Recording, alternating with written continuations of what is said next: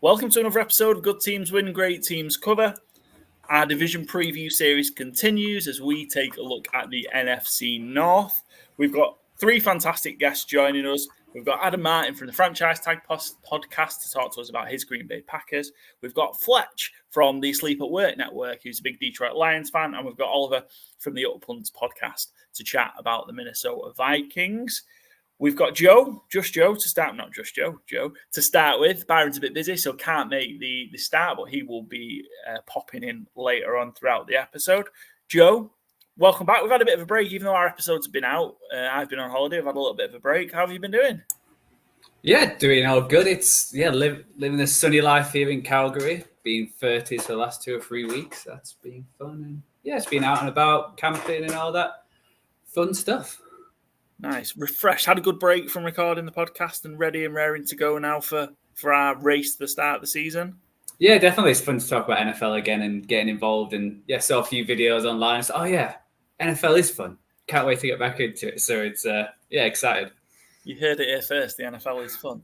Excellent. Yes, I'm glad to be back as well. I had a couple of weeks off. I had a holiday, which was the reason behind our little hiatus, even though we had episodes come out. So I had a nice little break in Spain and Portugal. It was lovely, but good to be back and great to talk to some fantastic people that we've got coming up about their teams in the NFC North. The NFC North is a very, very interesting division. And we'll also talk about our best bets for that. Speaking of bets, this is the first episode we've had recorded together since the end of Euro 2024. And Joe, you might have made a small fortune. It pays to listen to Good Teams Win, Great Teams Cover. And specifically, it pays to listen to Joe. Joe, you hit 3 pretty big odds bets, right, for the end of across Euro 2024.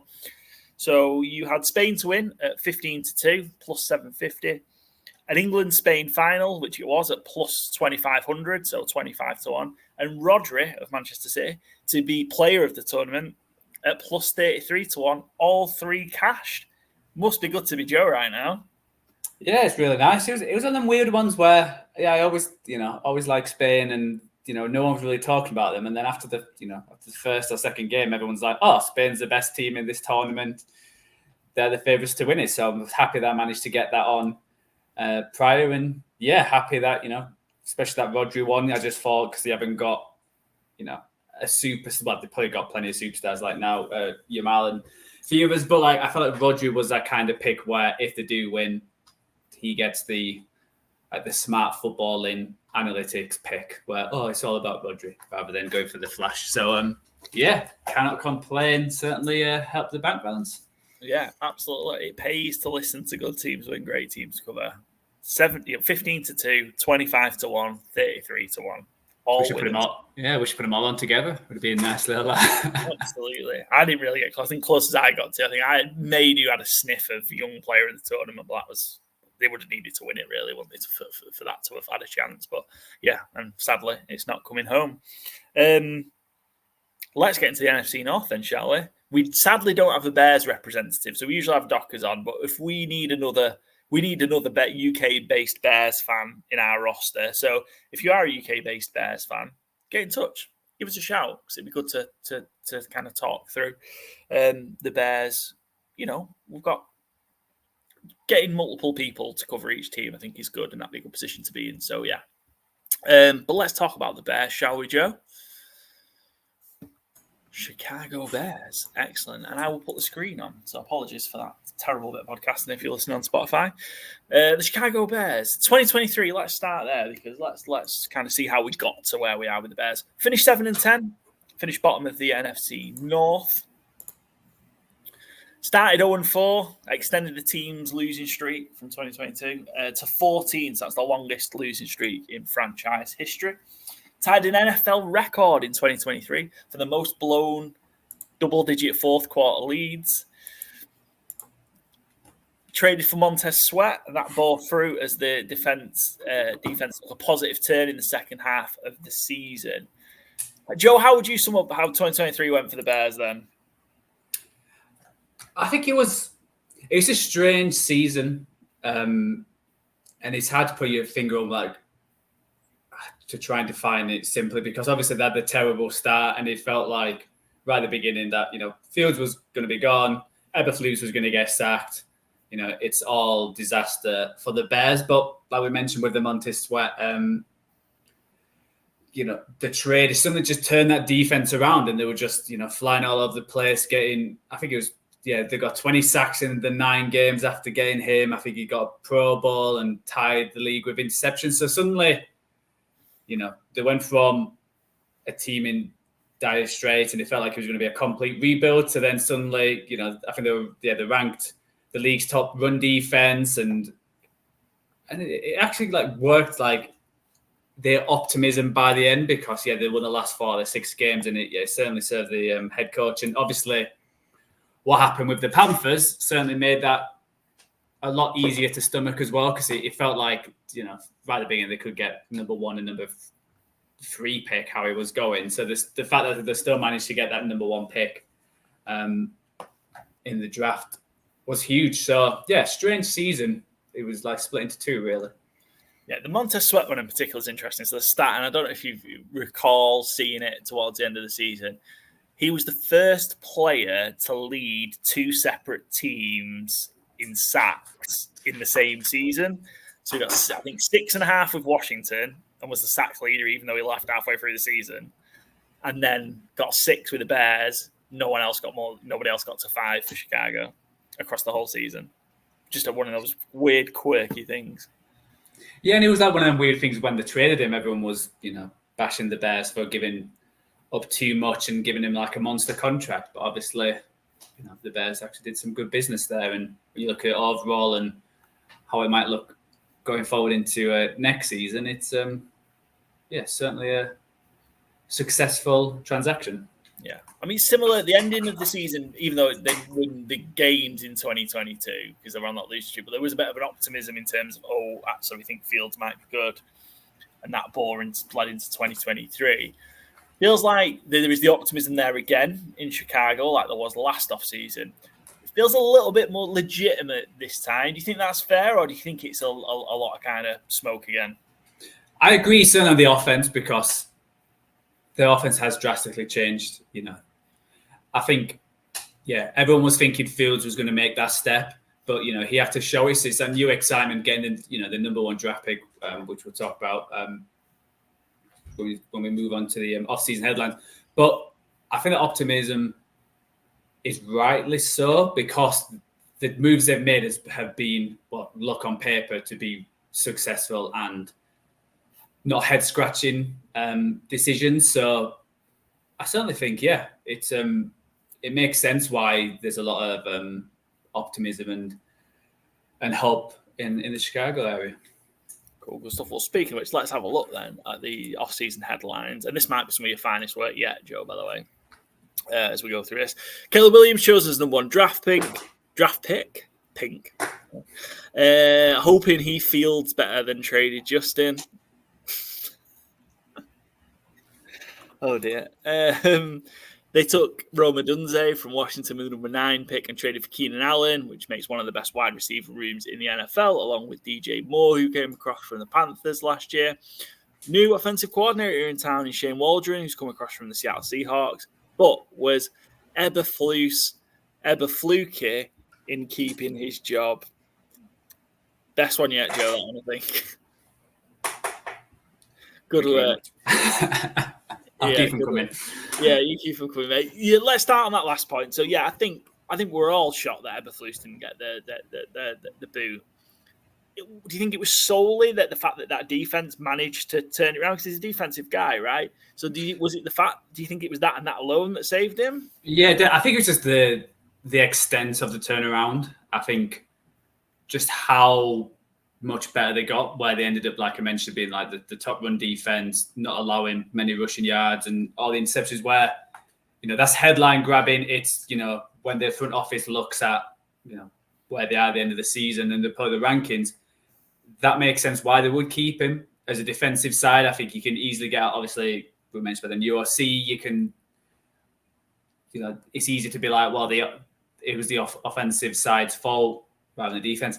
I do agree, because obviously, like you mentioned, the 4th quarter double-digit leads. I do think that's on the defense sometimes. I think obviously the offense to try and keep it going, but a defense should be able to hold out and make the big plays. And that is a slight with that they lost 3 of them.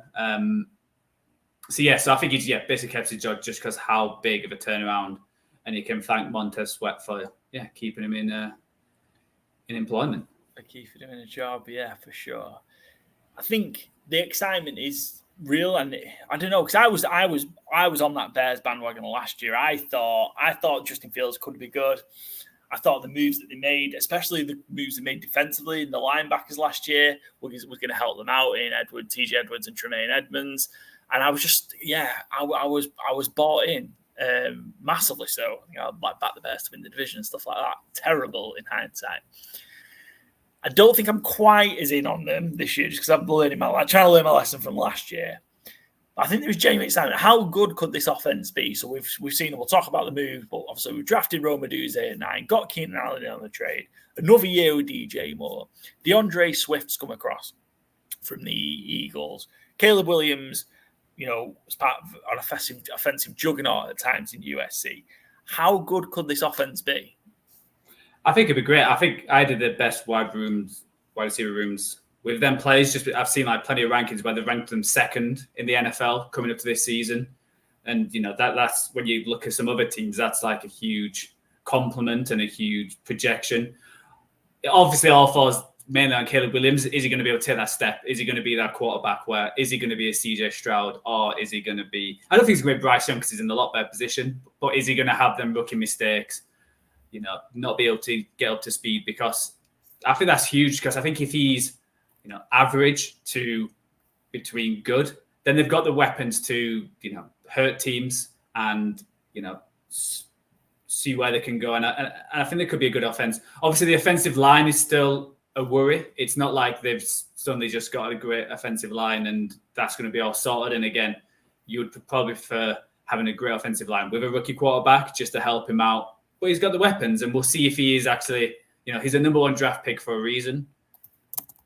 If he is always hyped up to be, then it should be a good offense. But, there's a lot of issues, and I think, obviously playing in Chicago is a lot different to playing in California. So obviously that's coming into it and how that works. And is that actually a factor? There's arguments from both sides. So I think that definitely could be they've got the weapons, they've got the certainly talent, but it's just putting it all together. And, we've seen what Shane Waldron coming from the Seattle, what he did with Gino and, a couple of his who's worked underneath him, coming from that Rams, Sean McVay tree. You expect it to be a fun and exciting dynamic offense, but, not all of them work out. So it's going to be interesting. Yeah, I mean, Caleb Williams had kind of those kind of 2 years as a starter at USC.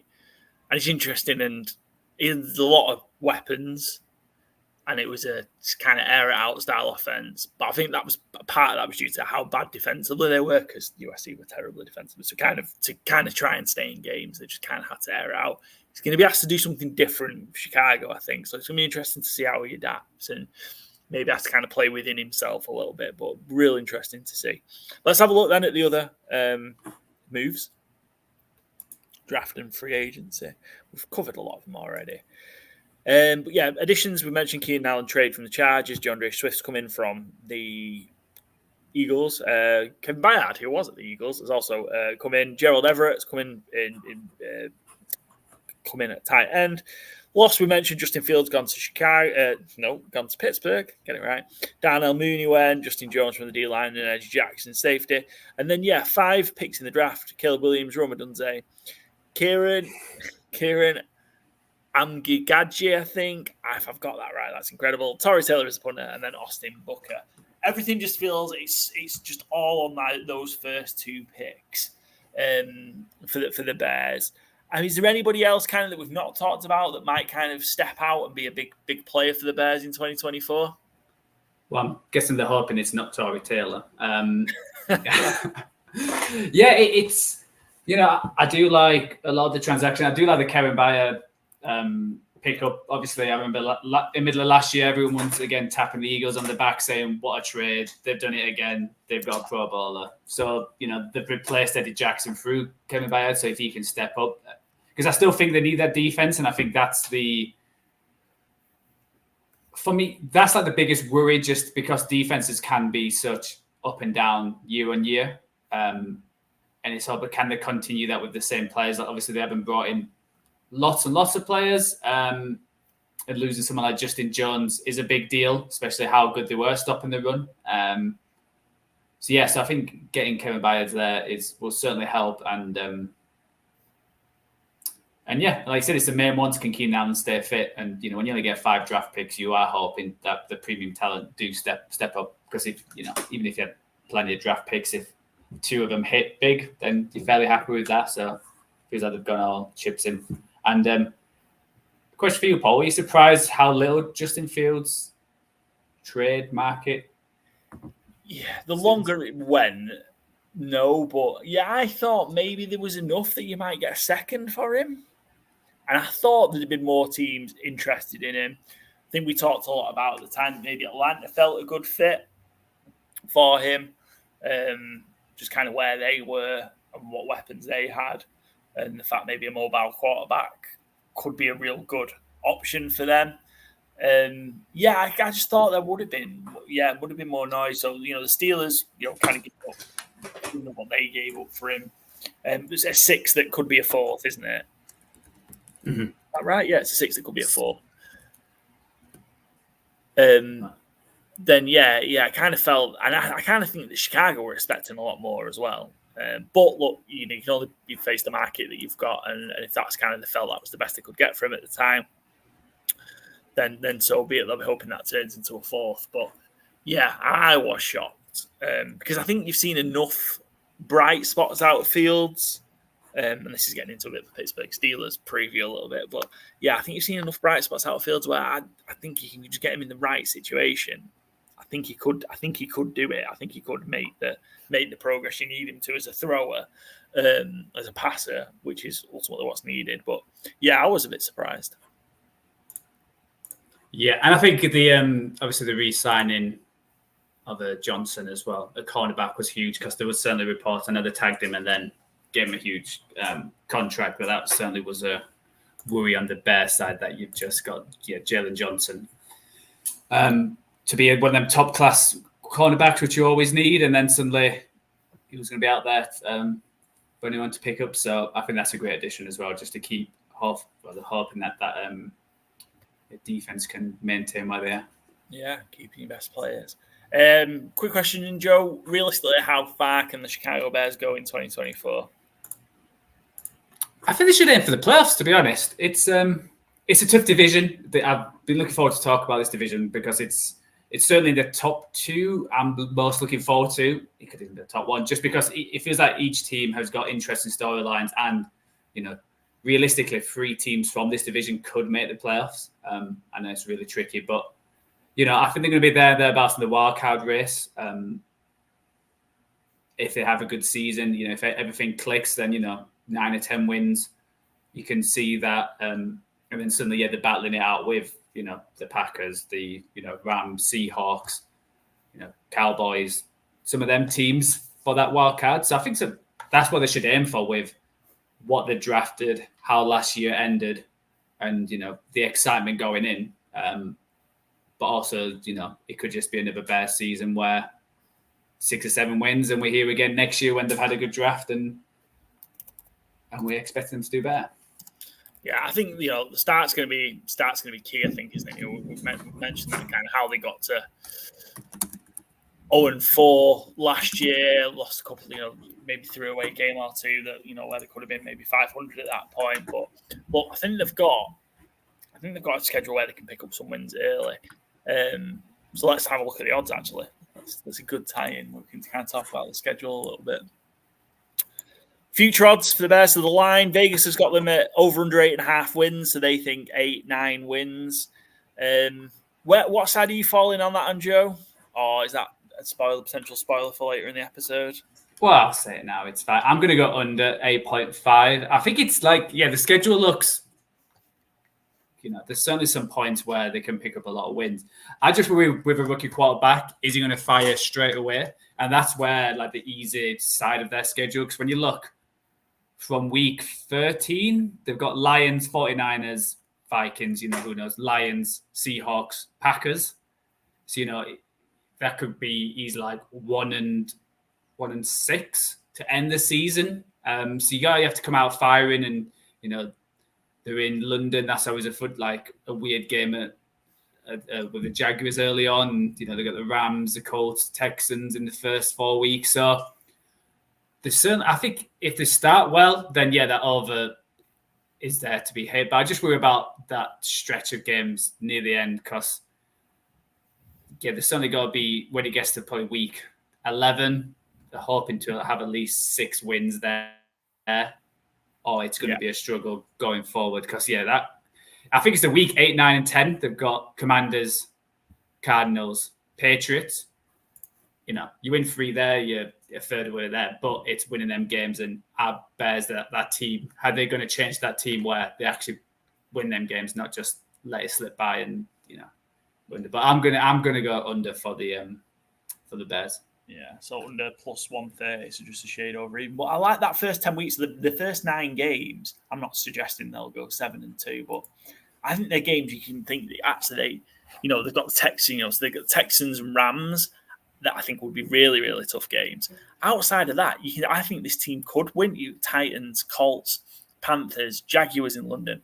I'll be in attendance. Make it a good game, please, guys. Preferably an over. Washington. I don't know how good Washington's going to be, but then Cardinals. There's 5-6 wins to be had there, and if you could, and I guess that'd be kind of best case scenario. But if you could kind of get into that position where you're 6-3 after 9, and find a way to win a couple more games, you're right in the mix, as you say, for a wild card spot. So interesting. To make the playoffs, Vegas don't seem to know. Minus 115, yes, so they're leaning them to, and minus 105 for no, so they're leaning just yes, that they will make the playoffs. I had to get my odds right there. So they think that they'll just make the playoffs, which is interesting because, they've got minus 160 for over 8.5, so they seem to think they'll win 9 games. Yeah, I think it's going to be tight. I think they're going to be in and around that number, in and around 9 wins. If you win 9, you've got a shot. And then their third favourites for the division at plus 300. Conference winners plus 1,600 and Super Bowl winner plus 3,300, so 33 to 1 to win the Super Bowl, which seems a bit short, doesn't it? Again, it's the hype, isn't it? It's the hype of, because they're it's even going to go up further when Hard Knocks is on and everyone starts piling on, seeing them players. Oh, this could be the year. Let's start putting some money in. But no, I'm not a big fan of any of them. Just with the division they're in, I think the Lions are certainly a step above them. I think the Packers are, just in terms of their experience, and I think the quarterback took a big step. And Caleb Williams is still, even though he's number 1, he's still an unknown. So I'll play stay away from all of them free, especially if plus 300. If it was like plus 500, I might be thinking about it, but I think it's a bit too short, plus 300 for them. Yeah, the odds are close in the NFC North. Mm-hmm. Bookie seems to think it will be tight. Interesting. Well, you mentioned the Lions being kind of away at the top of the division. They're our next team to preview, and we're joined by a first-time guest, Fletch from the Asleep at Work network, who do the Heard the Line podcast, College Football UK podcast, fellow Manc. So great to have Fletch on. Let's get to Fletch and the Detroit Lions. Moving on in our NFC North preview episode, you've just heard mine, Byron, and Joe's thoughts on the Chicago Bears. We've got a guest with us to talk through the Detroit Lions prospects for 2024, and what a fantastic guest we've got. We've got Fletch from the Asleep at Work network joining us, big Detroit Lions fan, also a fellow Manc. Just found out he supports City, but you know what? That's okay. He's going to be a great guest for the show. Fletch, welcome to Good Teams and Great Teams Cover. It's fantastic to have you on. How are you doing? I'm good, mate, and it's fine. Nice to finally actually meet a United fan from Manchester. That's something I've never come across before. No, I'm joking. It is an absolute pleasure to be on, lads. Thank you so much for having me. Cool. We are going to get into all things Detroit Lions, of course. That's why we're here. But I think I certainly would love to, and the guys would love to hear a little bit more about the Asleep at Work network, which is a fantastic name for your group, which you've got kind of podcasts around the NFL, college football. Kind of tell us a little bit more about the Asleep at Work network, Fletch. Yeah, so it kind of spawned out of a podcast I did for a year and a half, and I kind of do intermittently still. It started out as, in the UK Facebook group that we have, the main one. It felt like every day someone had, every day people ask the very same question every single day, every single time. But the only one that seemed to continuously get good, solid engagement was the one going, why do you support who you support? I'm a new fan. I don't know who to support. How did you do it? And I want some inspiration. So I thought, let's do that, but in a podcast form on steroids. Let me go through not just asking why do you support who you support in a sentence or two in a Facebook comment. It's how did you first discover the sport? What made you fall in love with the sport? And then how did you kind of come to choose the team that you chose? And I loved hearing those stories. I love those stories. And then, out of that kind of built up a little bit of a community of people and a love of people. And then, that kind of spawned into the Asleep at Work Network, which has that podcast. We have an NFL podcast, obviously, called Hurdle the Line, which has been going since late March, early April. And I'm also absolutely in love with college football. So, and have kind of grown that passion over the last couple of years. So we've got a college football podcast too. Obviously, we're working on some more, but while we've got those going on at the moment, I think it's a lot for a first season. Let's get through the first season, but as of hopefully, at next off season, there'll be even more. Excellent. Yeah, you see, pretty busy, seeing plenty of the posts from kind of the Sleep at Work Network and Hurdle the Line, and also the College Football UK show as well that you've got going. You've got one of our friends, Gary. I think Gary Thorpe's on the college football. He is indeed. Podcast. Yeah, he's one of our pals as well. So yeah, good to see great people getting together and making some fantastic content. And you can tell Fletch is a pro, Byron, already. Like, he's got the setup, the mic properly set up and stuff like that. It's a little known fact. I'm actually a sound engineer in my day job, so there we go. Kind of, it does help. I'm not gonna lie. Good stuff. We might be tapping you up then to help us with the quality of some of our future recordings then, Fletch. But that's for later. For now, let's talk about your Detroit Lions. What a hell of a season 2023 was for the Detroit Lions. Unbelievable under Dan Campbell and the progress that was made. Headlines, I suppose, are the big bits from last year. 12-5 and won the division. First time the Lions had won the NFC North since they moved from the old NFC Central. The rookies roared, helping to end 30 years of hurt. We saw the Lions win a playoff game for the first time in 30 years, have a home playoff game for the first time in 30-odd years, win a division, as we just mentioned, and the first conference championship appearance in, again, 30-plus years for the Detroit Lions. And they were prime and in a position to get to the Super Bowl, 24-7 ahead in the NFC Championship game against the San Francisco 49ers before ending up losing 34-31. Were they too aggressive? We'll get into that. Did they take too many risks? But Fletch, kind of sum up for us in just a few words the 2023 season for the Detroit Lions. Yeah, all that I lived through was similar to the season. I was getting so happy as you got to point 3, and then just a complete humbling and bringing back to earth there in point 4. So thank you for that one. I went through a roller coaster in 30 seconds. That was brilliant. I think, we felt since Dan Campbell walked in the bit. I think actually, to be honest, personally, since Sheila Ford Hamp took over from her mum, we felt a somewhat shift, but that first year she was in charge, somebody else was in charge. I make it a rule not to say his name.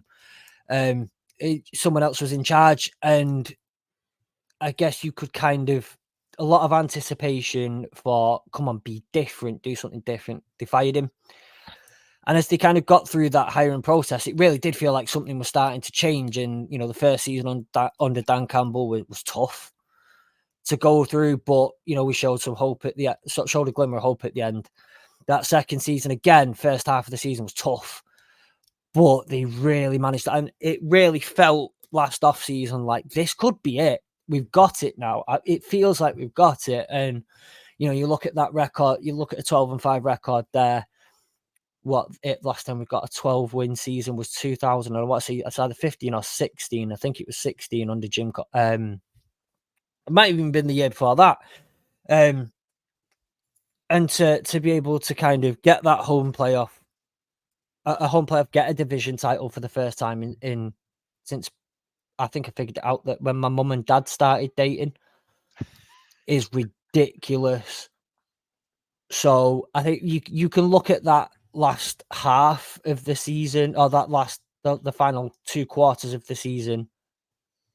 Yeah, it's disappointing, but actually, the 17 games plus the 2 others that came before that, you really can't shake a stick at it. It was unbelievable.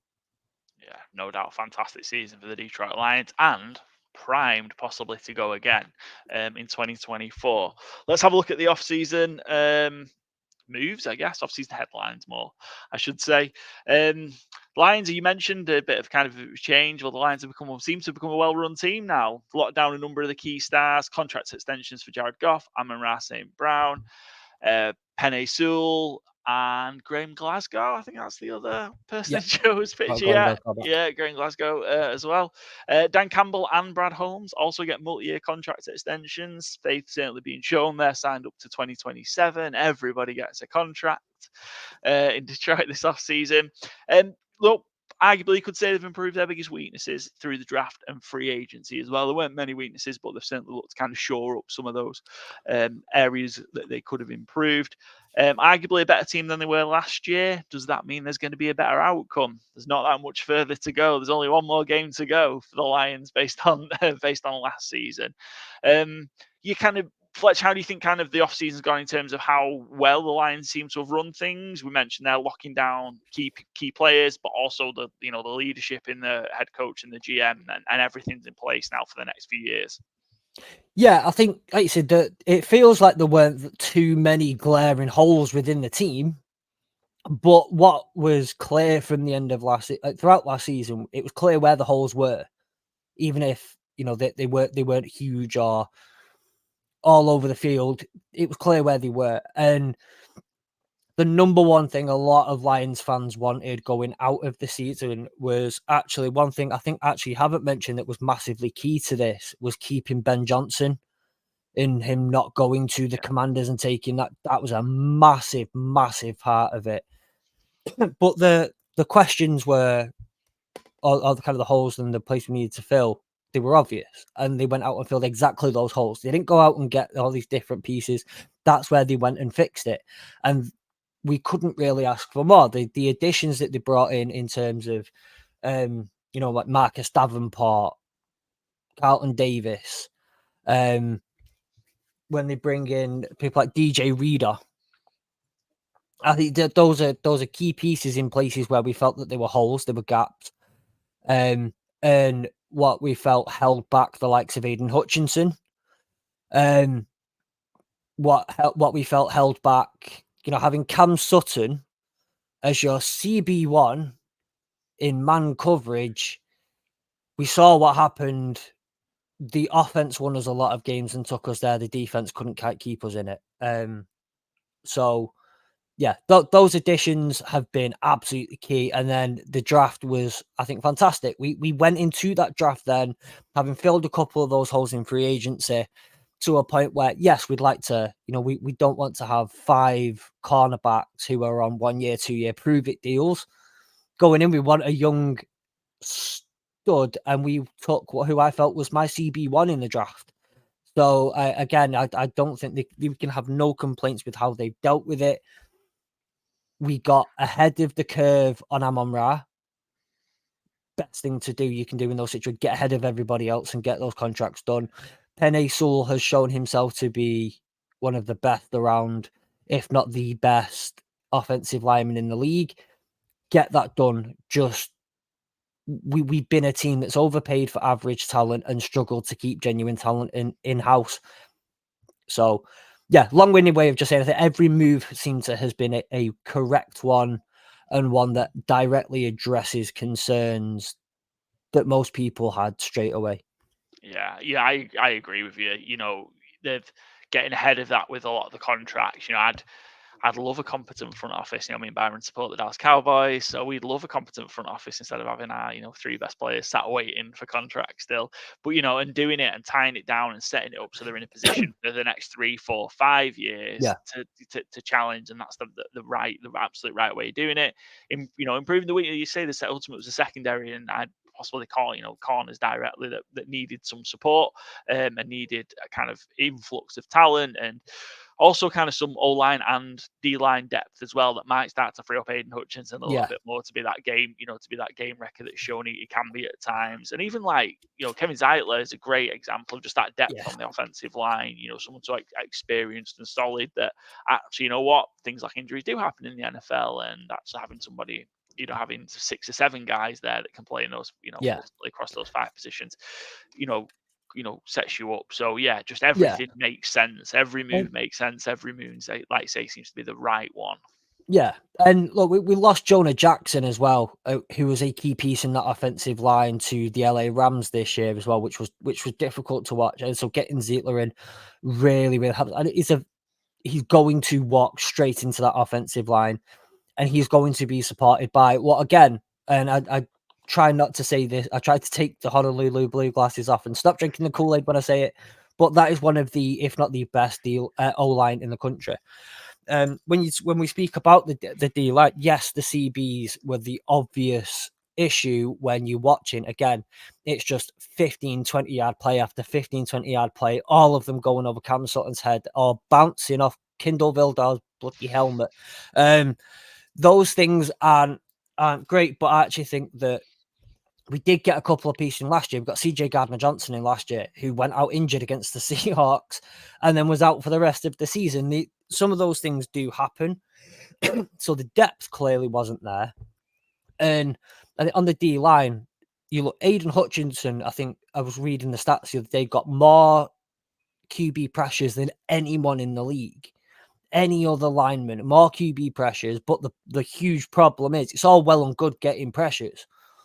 But when the quarterback or whoever's got a full 1, 2, 3 yard gap on the other side of the line, that they could just go run in that direction. Why not? We no doubt that they don't translate into sacks because the QB gets away, just runs in the opposite direction.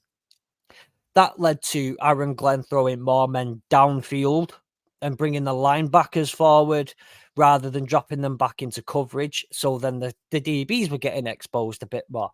It was a catch-22. So having that depth and having it across the board now means if someone goes down, next man up, rather than let's change the scheme and then someone else is getting exposed. I think it's just plugging those to have that kind of the flexibility to be able to play the way you want to play. Speaking of that, let's just have a quick chat around, which might be, I wouldn't say it's a weakness because how good the offense was. Josh Reynolds was the only other wide receiver, not named Amon-Ra St. Brown, that got over 500 receiving yards last year. He's gone. I don't know, I wouldn't say it looks thin, the wide receiving room. Obviously, Jameson Williams, we saw maybe a bit more from the back end of the season. What are your thoughts? Do you think that he can kick on to be that true number 2? Yeah. Absolutely. I think you look at his first 2 seasons. First year, he was out until November with the ACL recovery. The second year, he was out for, initially, I think it was 6 games that got broke down to 4 because of the gambling. Which I'm sure, as a betting show, you were very much aware of as well at the time, and how silly that all kind of turned out to be. But I think giving him a full off season and no break going into the season of having to wait until him and Goff can get on, having, like I say, Josh Reynolds gone to open up some more plays in the book for him, it would be an absolute delight to watch someone like Jameson Williams just finally take that role on. I think sometimes he's seen the targets on a few games, but him and Goff, just especially early on, just don't have. Goff's not used to the speed. He's not used to kind of, I guess, that sort of timing and whatnot. So that will help if they got that timing down. That'd be perfect. But then also, Sam Laporta, Jahmyr Gibbs coming out of the backfield, Donovan Peoples-Jones, who I think people forget that we do have. will be a big part of it. But yeah, I would generally agree though as well that I would like to see someone else in there, even if they're just a bit more of a, just a trustworthy pair of hands to go up against some coverage. And if everyone else is locked down, I just know I can get it to them. That'd be nice. Byron, I know Jameson Williams is a particular favourite of yours. What are you expecting to see out of him in year 3? I think to show up more, truthfully. Again, not necessarily his fault, because like Fletch says, the first 2 years is about as unusual of a first. I mean, the first year doesn't count, let's face it, because he doesn't have a training camp. He doesn't have an ACL for the first 6 months of the season, 5 months of the season.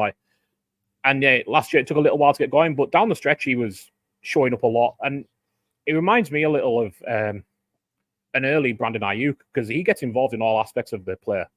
He's not just, if the ball doesn't come to him, he's not involved. He blocks his butt off. Yeah. Which I think is very important in Detroit.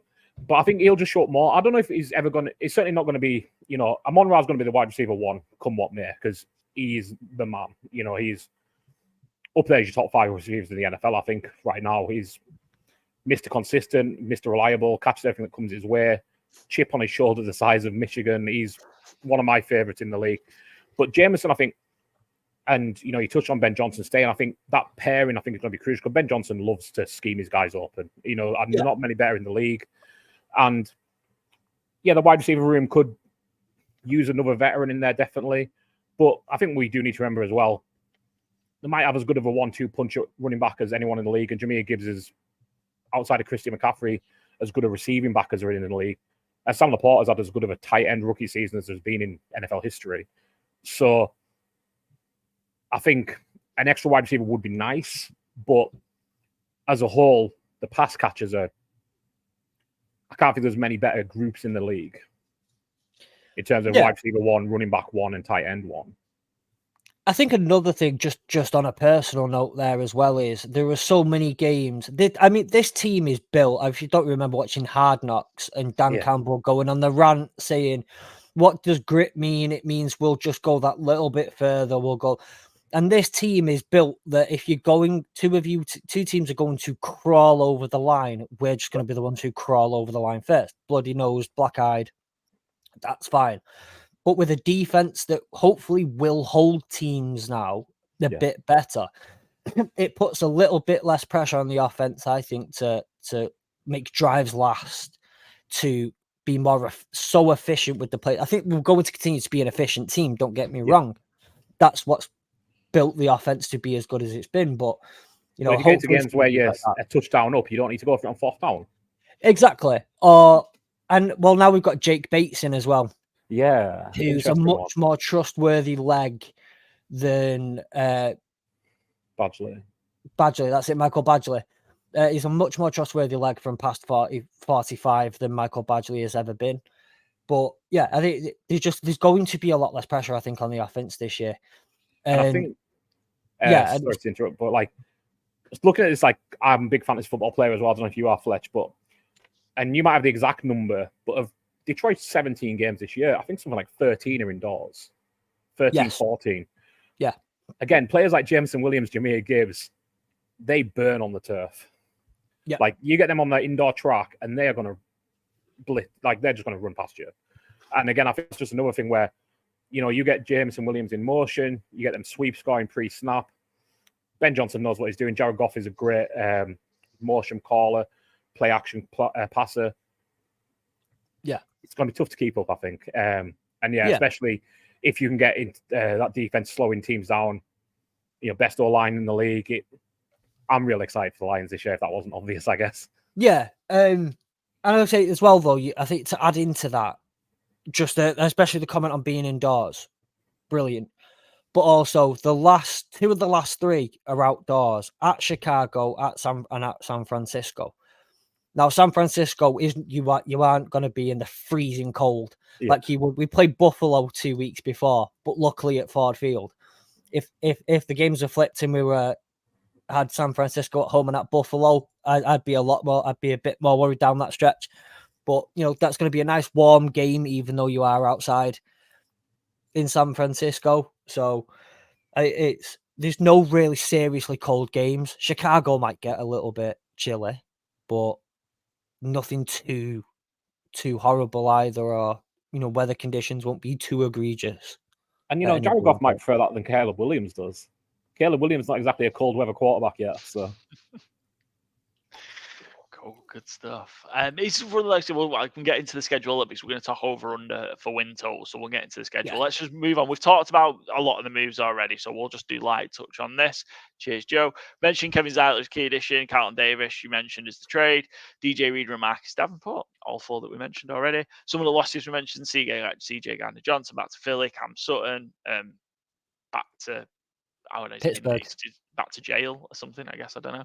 He's in Pittsburgh now. He's in Pittsburgh now, yeah. Josh Reynolds that we talked about. And then kind of the draft. Let's have a little bit of chat of the draft. For Terry and Arnold, obviously you mentioned kind of he's your number one corner and many people's number one corner. I think probably him and Quinny and Mitchell were probably there for kind of top corner. One went to Philly, the other one went to Detroit, and Terry and Arnold. The Lions were aggressive. They traded up with the Cowboys to make that happen at 24.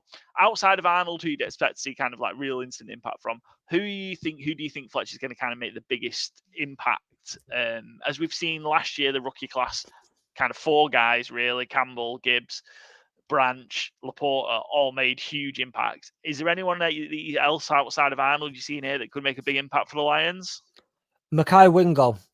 I think Mekhi Wingo's interesting because I bear in mind, obviously, I think like most people, when you get towards the end of round 6, I didn't know who he was when they called his name. I like college football, not that much though.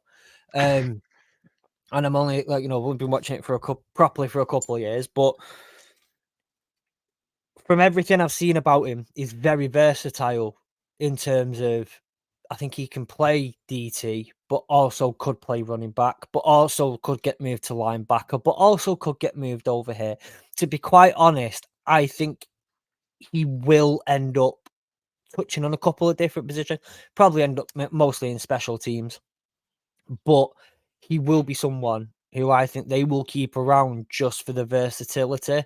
Giovanni Manu seems like a lovely guy, and I think he could be someone who, as a depth piece to start with, get through with that old line to learn behind and be with, and Hank Fraley to teach him. Hopefully he could turn into a bit of a bruiser in a couple of years.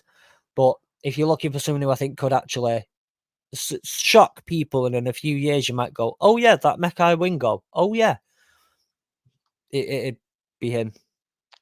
Nice, good stuff. I say potentially some impact. I would like, again, as I know we talked about kind of addressing the secondary. Ennis Straw Jr. I really like that pick as well. I think, like I say, hitting on those two picks is key. And to solving the problems that we've talked about. Right. I suppose then, Fletch, before we're going to talk odds in a second, how far can they go? Realistically, 12-4 and within touching 12-5 and within touching distance of the NFC Championship and the Super Bowl last year. How far can the Lions go in 2024? Well, again, do you want the Kool-Aid answer, or do you want? We want what you feel, Fletch. What do you think? I genuinely think that a Super Bowl is not out of the cards or anything. It's on the table, and very, very much so, to a point where I think anything less than not making the playoffs is genuinely a unsuccessful season, and something that I don't think we can, we'll be very disappointed with, unlike a couple of years ago where nearly making the playoffs was just amazing. So yeah, I think a Super Bowl is definitely on the cards. It's something that is within a reach, but we all know at the end of the day, it's a lot more difficult than just saying it. Multiple things will still ride on it. For example, if Goff goes down, we're in trouble. If certain key players go down, you're in a lot of trouble, and things can go very bad very quick. On the question that you had on the previous slide, which was, better team, better, better outcome. I'd like to think so. But actually, again, we know in sports, this isn't how things generally tend to work, because while we are better, the Packers will also sadly be better. Sadly, the Bears will also be probably a lot better. And so will a few other teams in the NFC. And while, I think it's going to be a case of if everything works, great. The sky's the limit, but I can't turn around and say it's a given. Even if a couple of key pieces go out, the whole thing can collapse, and other teams are very much right behind us, chipping away at us and getting ready for, waiting on the Lions' downfall. What a place we've come to in 2024, I know. talking about people waiting on the downfall of the Detroit Lions. Yeah, our times have changed, and what a great place to be. Let's have a look at those odds then. Let's see what we've got. Lions over under, so win total 10.5. So Vegas kind of thinks that the Lions are looking at 10, 11 wins. Fletch, how many wins do you think they can get in the regular season? Are you over 10.5 or under 10.5? Where are you sat? I was about the 11, 12. I said this on it when this goes out, the latest Hurdle the Line episode. I dropped a quote about myself is I am often known for having splinters in my backside because I sit on the fence too much. And I like to, when I do this, I go like that. But, if we lose that game in week 3, then things go to 11, 12 for me is realistic. It is extremely realistic and something we should genuinely be aiming for. The goal would be obviously to extra win on last season, get that 13, get that 14 wins. Because I don't think we should be vying for, okay, great, we've got a home playoff in the wild card. I think we should be playing for, let's get a bye in the first week of the playoffs, because that's very valuable. I think that's where we should be aiming for. But 11, 12, realistically, probably counting in a couple of losses there, me being generous to other NFC North teams and just knowing how those games turn out. Yeah, I mean, you mentioned there about, actually the Lions should be thinking number 1 seed. That week 17 game you mentioned, you touched on it already, at San Francisco. That could be that right there. That could be a game that's decides or goes a long way to deciding who ends up with the number 1 seed. The Lions play the Cowboys again. Opportunity to maybe potentially get revenge for how the week 17 game last year ended up with the. We don't talk about that one. That's not allowed to be spoken about. Well, we got a chance to get revenge, and that's in week 6, and that's likely to have huge playoff seeding implications as well. So yeah, a couple of big games. The rest of the schedule does look good. Yeah, I'm kind of with you. I think I'll be leaning to the over as well. Can see the Lions getting to at least 11 wins. Over's favoured just at -130, and under 10.5 is even money to make the playoffs again. Yeah, I think we're all in agreement that it would be a massive disappointment if the Lions didn't make the playoffs. Odds on favourites to make the playoffs as well. Division winner again, they're the favourites to win the division at +145, so that's just a shade over 3-2. Conference winners 5.5 to 1. Second favourites behind San Francisco 49ers, and Super Bowl winners +1,200 or 12 to 1 in UK money. There with the Bills and joint fourth favourites to win the Super Bowl behind the Niners, Chiefs, and Ravens. Could this be the year, Fletch? Could we be sat here in February, March time on the back of the Detroit Lions winning the Super Bowl? I don't think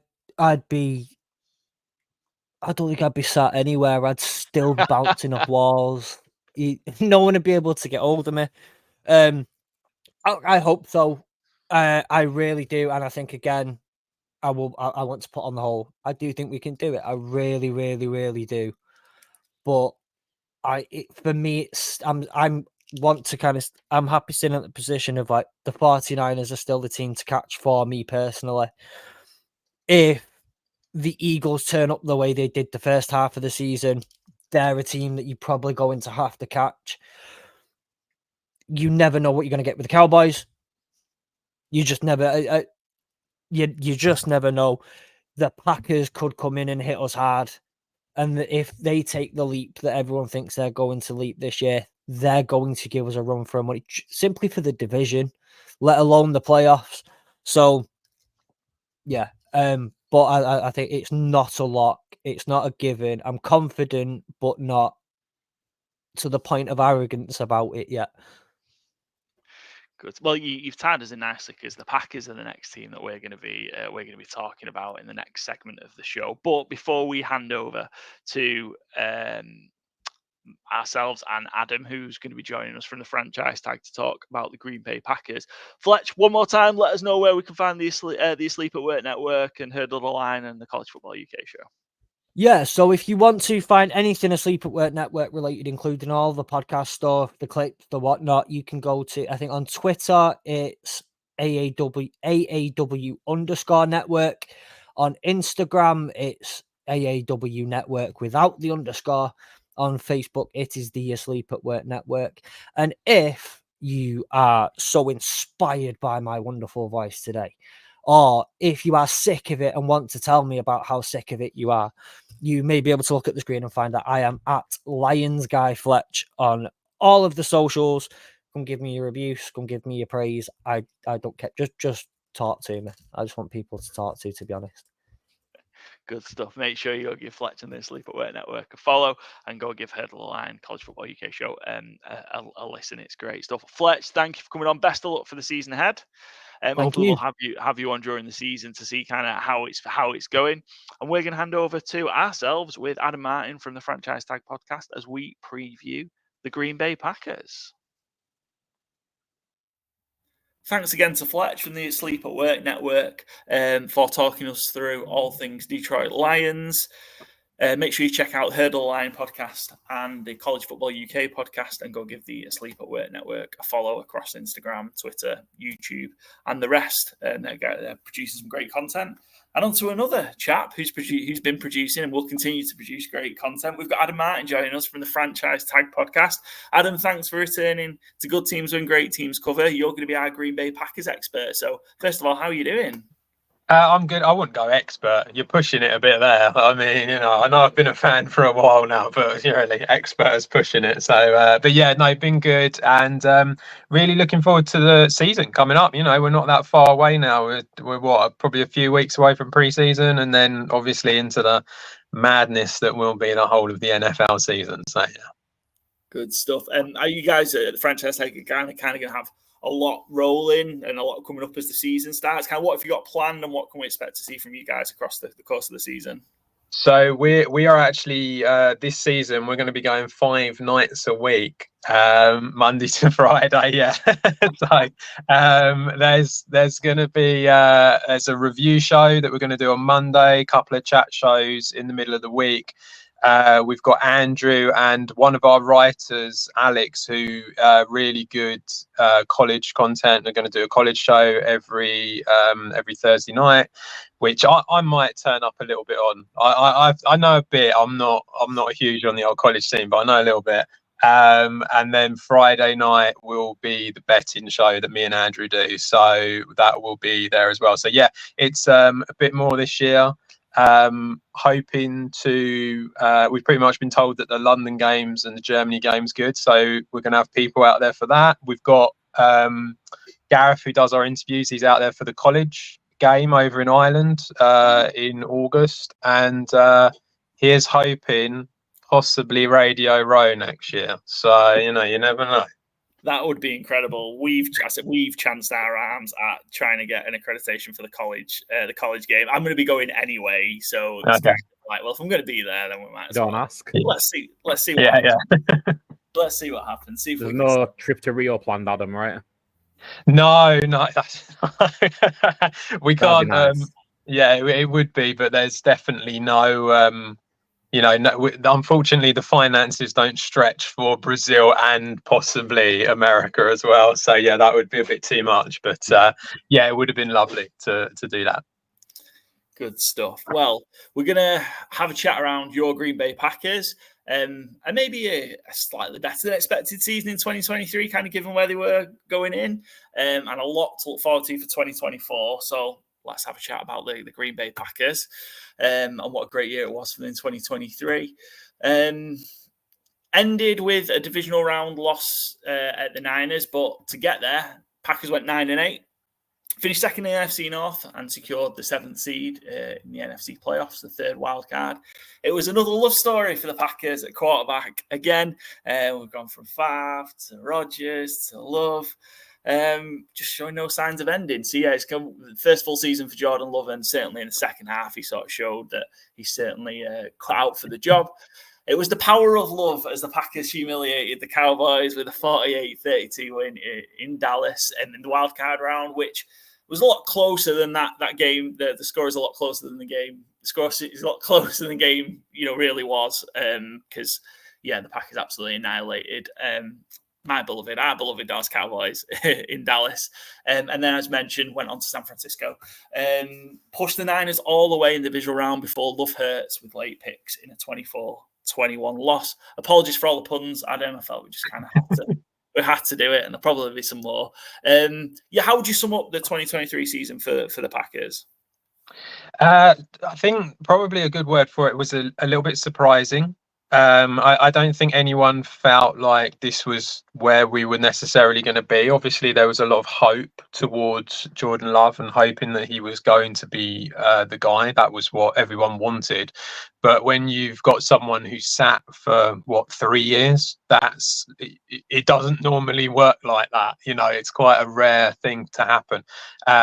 It's difficult to sort of think that anything other than that would happen, given their history, as you alluded to earlier.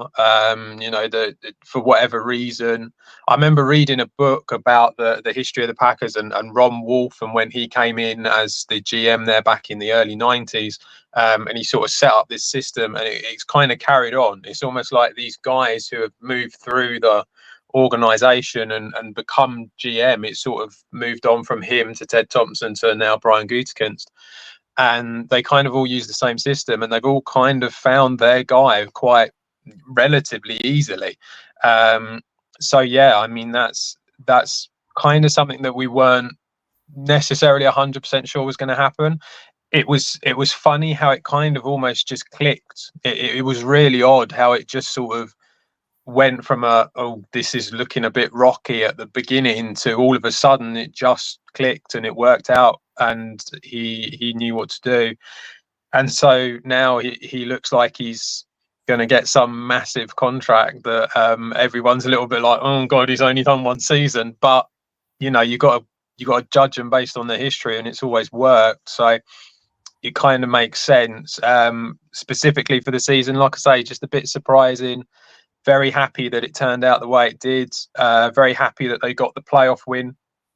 And then I think against the 49ers, it was just one of them things where you're going up against an incredibly good team who have got that history and got them players who are definitely win now. And we were very much like building up. And I think that's probably why the result ended the way it was. But yeah, very happy, surprised, but pleasantly surprised. Yeah, for sure. For what was said to be a transitional season in 2023, with the loss of Rodgers to get to the playoffs, a road playoff win, and then be just a couple of plays away really from getting to the conference championship game. Certainly a successful year, and that young team has got many successful years to come, I think, with the way it's all set up. Let's get into the off-season headlines then, kind of what's been going on. Will it be endless love? I think we're running out of these, Adam, don't worry. What will be the price of an extension for quarterback Jordan Love after 1 year as a starter? You just mentioned there, so it'll be interesting to see. Seems like a deal will get done at some point soon. There's a bit of kind of a, not hold out, but hold in, I guess, in a minute. But I imagine that will end pretty quickly. It'll be interesting to see where he fits in, given the contracts that we've seen for quarterbacks and the ones that are still yet to be done. And Adam Jones out. Josh Jacobs in at running back, so we're changing the running back room there. Kenny Clark signed a 3-year, $64 million extension. Need to change that. Hafler replaces Joe Barry as defensive coordinator. Can the talent-loaded defense finally produce? That was certainly a lot of noise around kind of the defense and how that was going. Do you think that they're going to make that step forward with the change at DC? Kind of what are you expecting to see out of the defensive side of the ball in 2024, Adam? Yeah, I mean, you would hope that would. It felt like there needed to be a refresh there. The DC that was there previously, it kind of gone a bit stale with Joe Barry. It kind of felt like things weren't really working. They weren't really. You heard rumours that some of the players weren't overly keen on the way that he was sort of performing sometimes, and I think bringing in maybe someone a little bit younger, a little bit more sort of modern techniques, maybe that will help them. So yeah, I think that you would expect that. And then I know this hasn't been mentioned as an off-season headline, but the acquiring Xavier McKinney from the Giants, I think that's a huge acquisition, because it's a captain on another team, and it's just one of them sort of like players that can influence the rest of the team. It was that sort of ball hawk kind of guy who we've really not had for many years. You know, we've had like Darnell Savage over the last few years, and it didn't really work. That it was okay sometimes, but not amazing. I feel like someone like McKinney and putting the investment into that area is something that will really make a difference. That's someone that Hafley kind of came out and said that he wanted that kind of guy. So I think that goes to show that they are taking it more seriously. There's a load of first round picks on that defense. It's something that we've come out and all said for many years now, but there's loads of them now. Kenny Clark signing as well, you know, just more towards that defense. You have to feel they've got to step up a little bit, and I think that they probably will. That they have the potential to do that under this new, young, exciting defensive coordinator. Yeah, and it just seems like, you know, as almost as young on the defensive side of the ball as they were on the offensive side of the ball last year. It just kind of feels like two units that will grow together, and yeah, it's a big opportunity for these guys to kind of push on and take the next step. Quick question, and as well, Byron, feel free to chip in. Kind of, we've got, I'd say, obviously the Niners, the Lions are probably the top two teams in the NFC, and kind of you've got that tier underneath of maybe the Eagles and possibly the Cowboys may have dripped off. Are the Packers there, do you think, with kind of where the Cowboys and Eagles are, and can the Packers close the gap to maybe where the Lions and the Niners are this year? I think they're there. I think they're not far off. Looking at the betting, obviously, like you say, you've got 49ers and Lions as the top two, with the 49ers being very much the favourite. Eagles, I think, will have another good season. I don't know what Harry Roseman's done. He's done some sort of deal with the devil somewhere, hasn't he? It's insane. I was looking at, so I was just going through doing a little bit of for the previews that we've got coming up in August, and I was just looking at that Hurts contract is ridiculous. I mean, it truly is. The amount of like empty years at the end of it, and it's insane how they've managed to do it. But yeah, I think the Eagles would be very good, and then I do think the Packers probably are next in that. I think that they probably are, because they've shown that they're in a good place, and you can only feel that they'll improve because they're all very young. You know, that's the thing. So I wouldn't necessarily have them above the top three, but I definitely think they're sort of going towards that. Cool stuff. Byron, do you see them making the leap? I'm so excited about this Packers team for 2024. I hate saying that because the Packers have kind of owned the Cowboys. Have them, but look, objective, you know, got to kind of take a step back. And yeah, really excited about this Packers team for 2024. Yeah, I don't know if you consider it a leap, really, but yeah, I couldn't agree more with Adam. Basically, I think it's a fairly, to me, clear top three at the top of the NFC that you've already mentioned there. But the Packers can beat any one of them as well on their day, certainly. We haven't really touched on it because it hasn't been off-season related yet. But you know, you kind of touched on it there, Adam. That between Jordan Love and that receiving group, including the tight ends, it's so young and so impressive already. There's not really, like, they didn't have to spend any draft capital, they didn't have to spend any free agency to do it. They can just improve the defense and the O-line again. I think the Lions will win the division, but I wouldn't be stunned if Green Bay do. I think like 11 wins isn't out of the question, 12 wins not out of the question. I think the arrow's fully up again on Green Bay. Going into last year, I had them winning the division because I was excited about Jordan Love from what I've seen in the preseason. And he had a little bit of a slow start, obviously, last year. But, I mean, from mid-season on, he was, you know, he's a top 10 quarterback in the league right now without any kind of hesitation. So, yeah, I'm not picking them to get to the Super Bowl, but I wouldn't be stunned if they are the NFC's representative there. There's so little to be pessimistic about. They're just such a well-structured team right now, yeah. Excellent, good stuff. Well, let's have a look then at some more of those moves. Adam already mentioned kind of Xavier McKinney being a key one, and we'll have a look at the draft as well. So we just talked about, Josh Jacobs was in for Aaron Jones, who's left and stayed in the division, gone to the Vikings. Xavier McKinney, Andre Dillard, Greg Joseph in as kicker, lost a couple as well. You mentioned kind of how kind of Daniel Savage kind of worked for a little bit. David Bakhtiari, off the back of his kind of knee injuries, has left. Still don't think he's not been picked up by anybody yet, but yeah, he's gone as well. So kind of some experience off the O-line. Kind of, I suppose, which is the biggest, do you think, biggest impact free agent going to be? You've mentioned kind of McKinney, so I guess possibly that, but who else do you think is going to be kind of that X-factor free agent that's going to support these young guns? Yeah, I mean, I do think McKinney probably is the guy, really. But I mean, Jacobs is also going to be one that you feel like there's a good chance that he will have quite an impact on that team. Yeah, I think Aaron Jones, as wonderful as Aaron Jones has been over the years, you could still have a season or more, but you do feel like, why are you paying all this money for an older guy when you can have that younger guy and maybe have a bit more? The contract for Jacobs is very favourable as well. I mean, it is basically a 1-year deal and kind of almost like a prove it deal.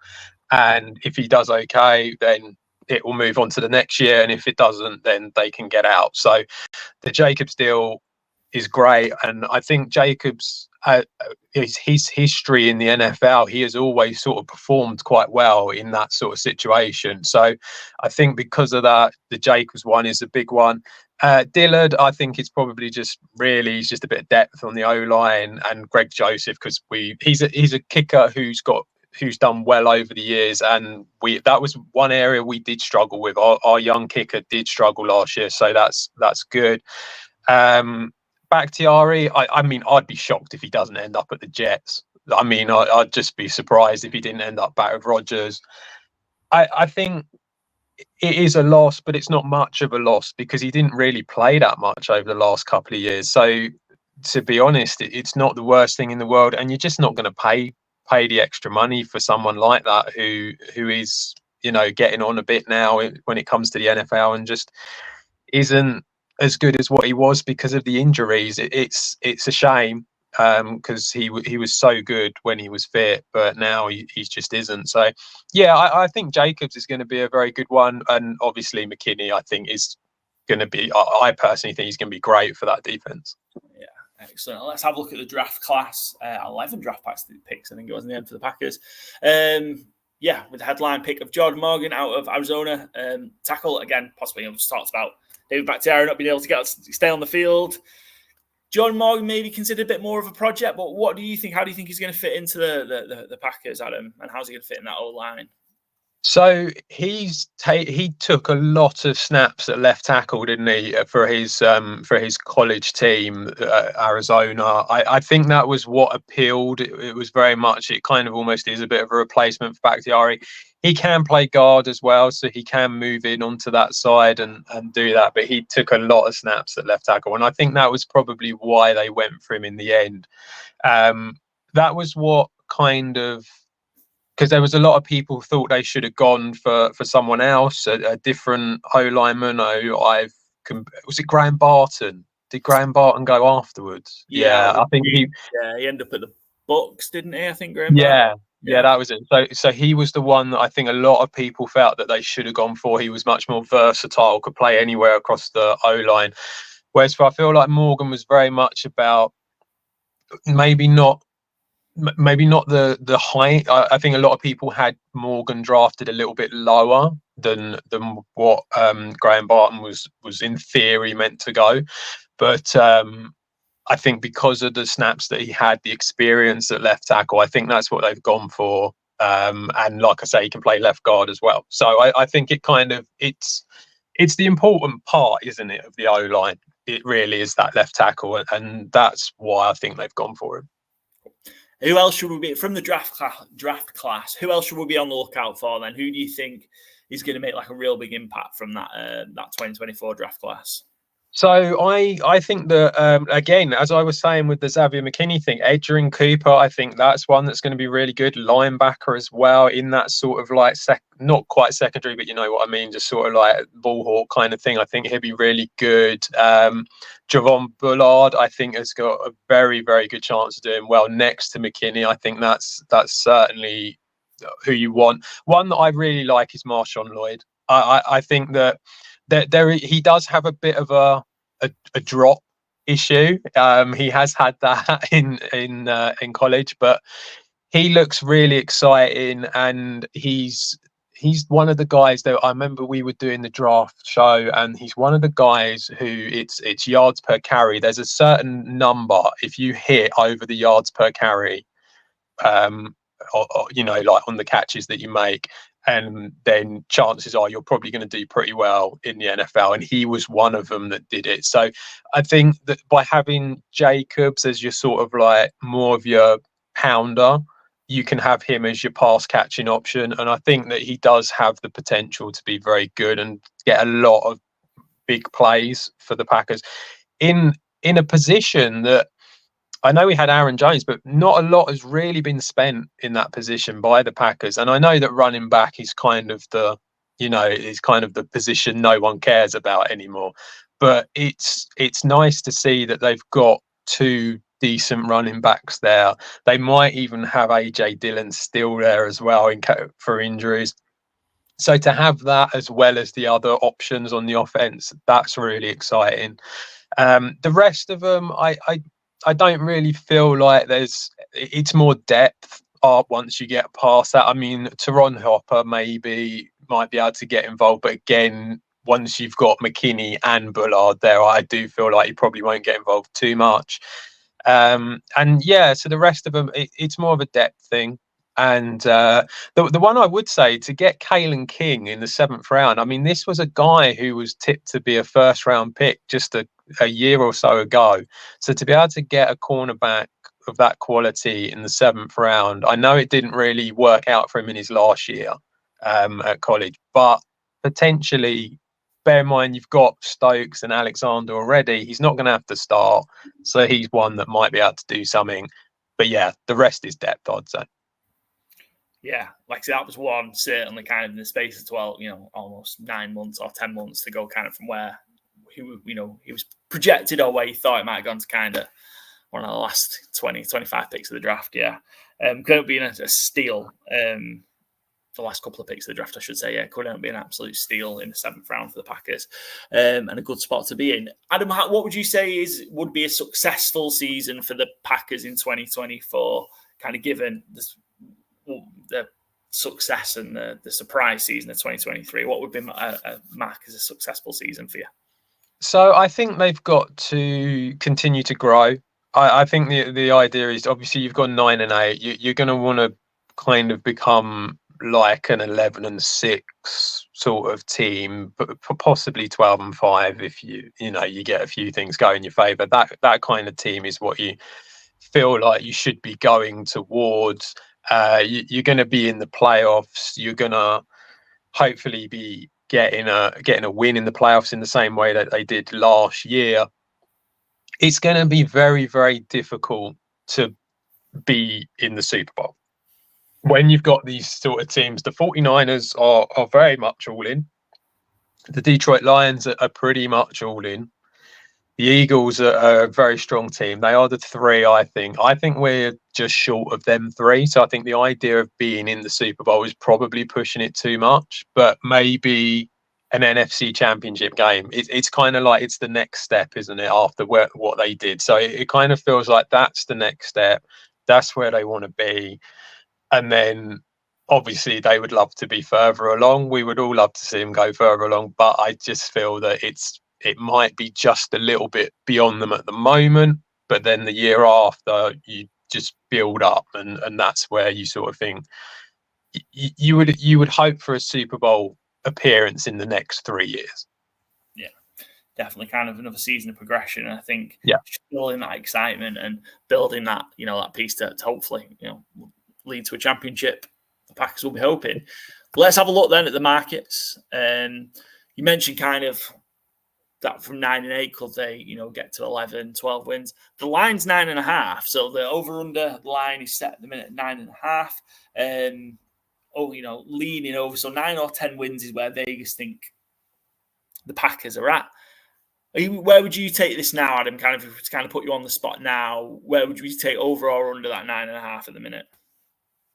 I think you would expect them to improve, and because of that, I would take the over. It just kind of feels like it's a logical conclusion, given the fact that, because you've got to bear in mind they went 9-8, but obviously that first half of the season it wasn't great, and Jordan Love wasn't doing brilliant. So the idea of having Jordan Love, if he can come out at the beginning and do well all season long, you would expect to be doing better than 9-8. Not saying it's going to be amazing, but like you could be looking at 11s or 12 sort of thing.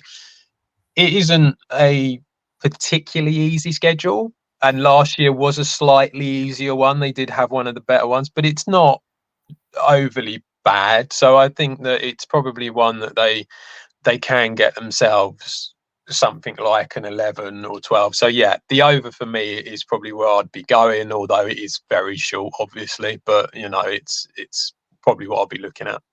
Excellent, good stuff. Yeah, I kind of think the edge makes sense in terms of if they talked about how much they've improved, sure, that's going to buy them at least one more win.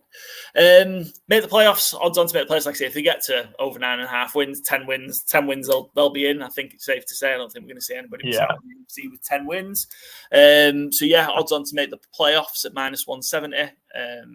Just over even money not to make the playoffs, which I think would be a bit of a surprise.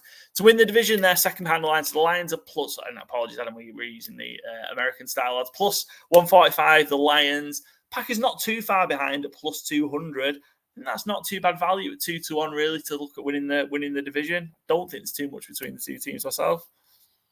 No, I agree, and that's probably why I wouldn't do it.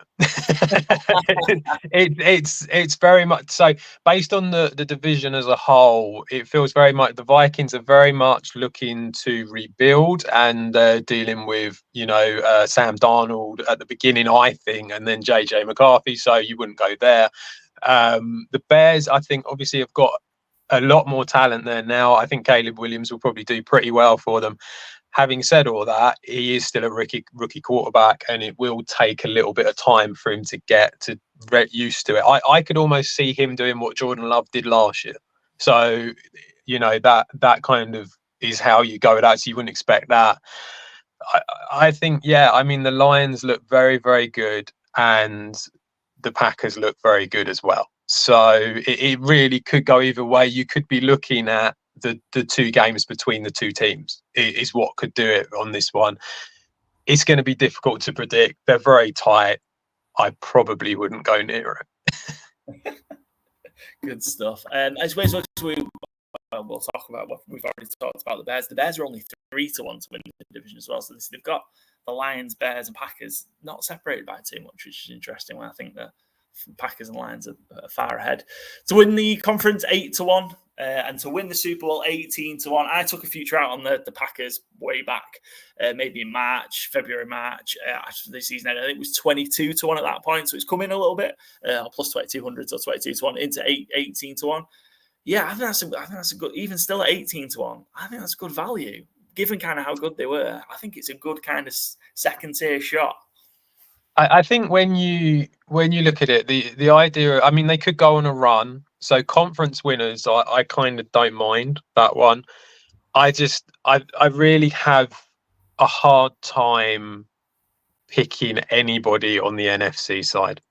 I really do. It's so strong over on the AFC, and it just feels like these teams that are over there, it is so difficult to get away from teams like the Chiefs and the Ravens. I remember seeing when the Ravens came over last year, and we were there, and I saw it, and I just remember watching them, and it wasn't a particularly great game. They played the Titans. They didn't destroy them or anything like that, but they just looked very, very functional, and you just sort of feel like that's exactly what they're going to do. And now they've got someone like Derrick Henry there. You just sort of think that's going to keep that going, and it's very difficult to get away from teams like the Chiefs and the Ravens. And so Super Bowl, I I don't know. Like I say, they could get on a run. It could happen, but I'll let you put your money on it.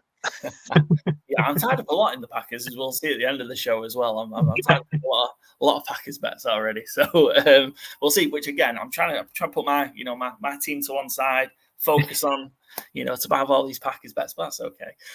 Adam, that brings us to the end of our Packers preview. Thanks ever so much for joining us. Again, just give us a reminder, where can we follow and catch the franchise tag? So we're on all socials. Go over to Twitter, or X as they like to call it now. I don't know. I can always get that wrong. So that's Franchise Tag UK. We're on Instagram. I think we've got a TikTok account. I don't deal with that. I'm too old for TikTok, so I don't deal with that one. We've got YouTube as well. Go over to our YouTube channel. That's where it'll all be for you. So yeah. Excellent. Well, thanks for joining us. Hopefully we'll catch up during the season as well, and possibly catch you at one of the London games as well. We're going to be there. We are at, where am I at? There's Jaguars. So if any of you guys are there, we'll hopefully catch you.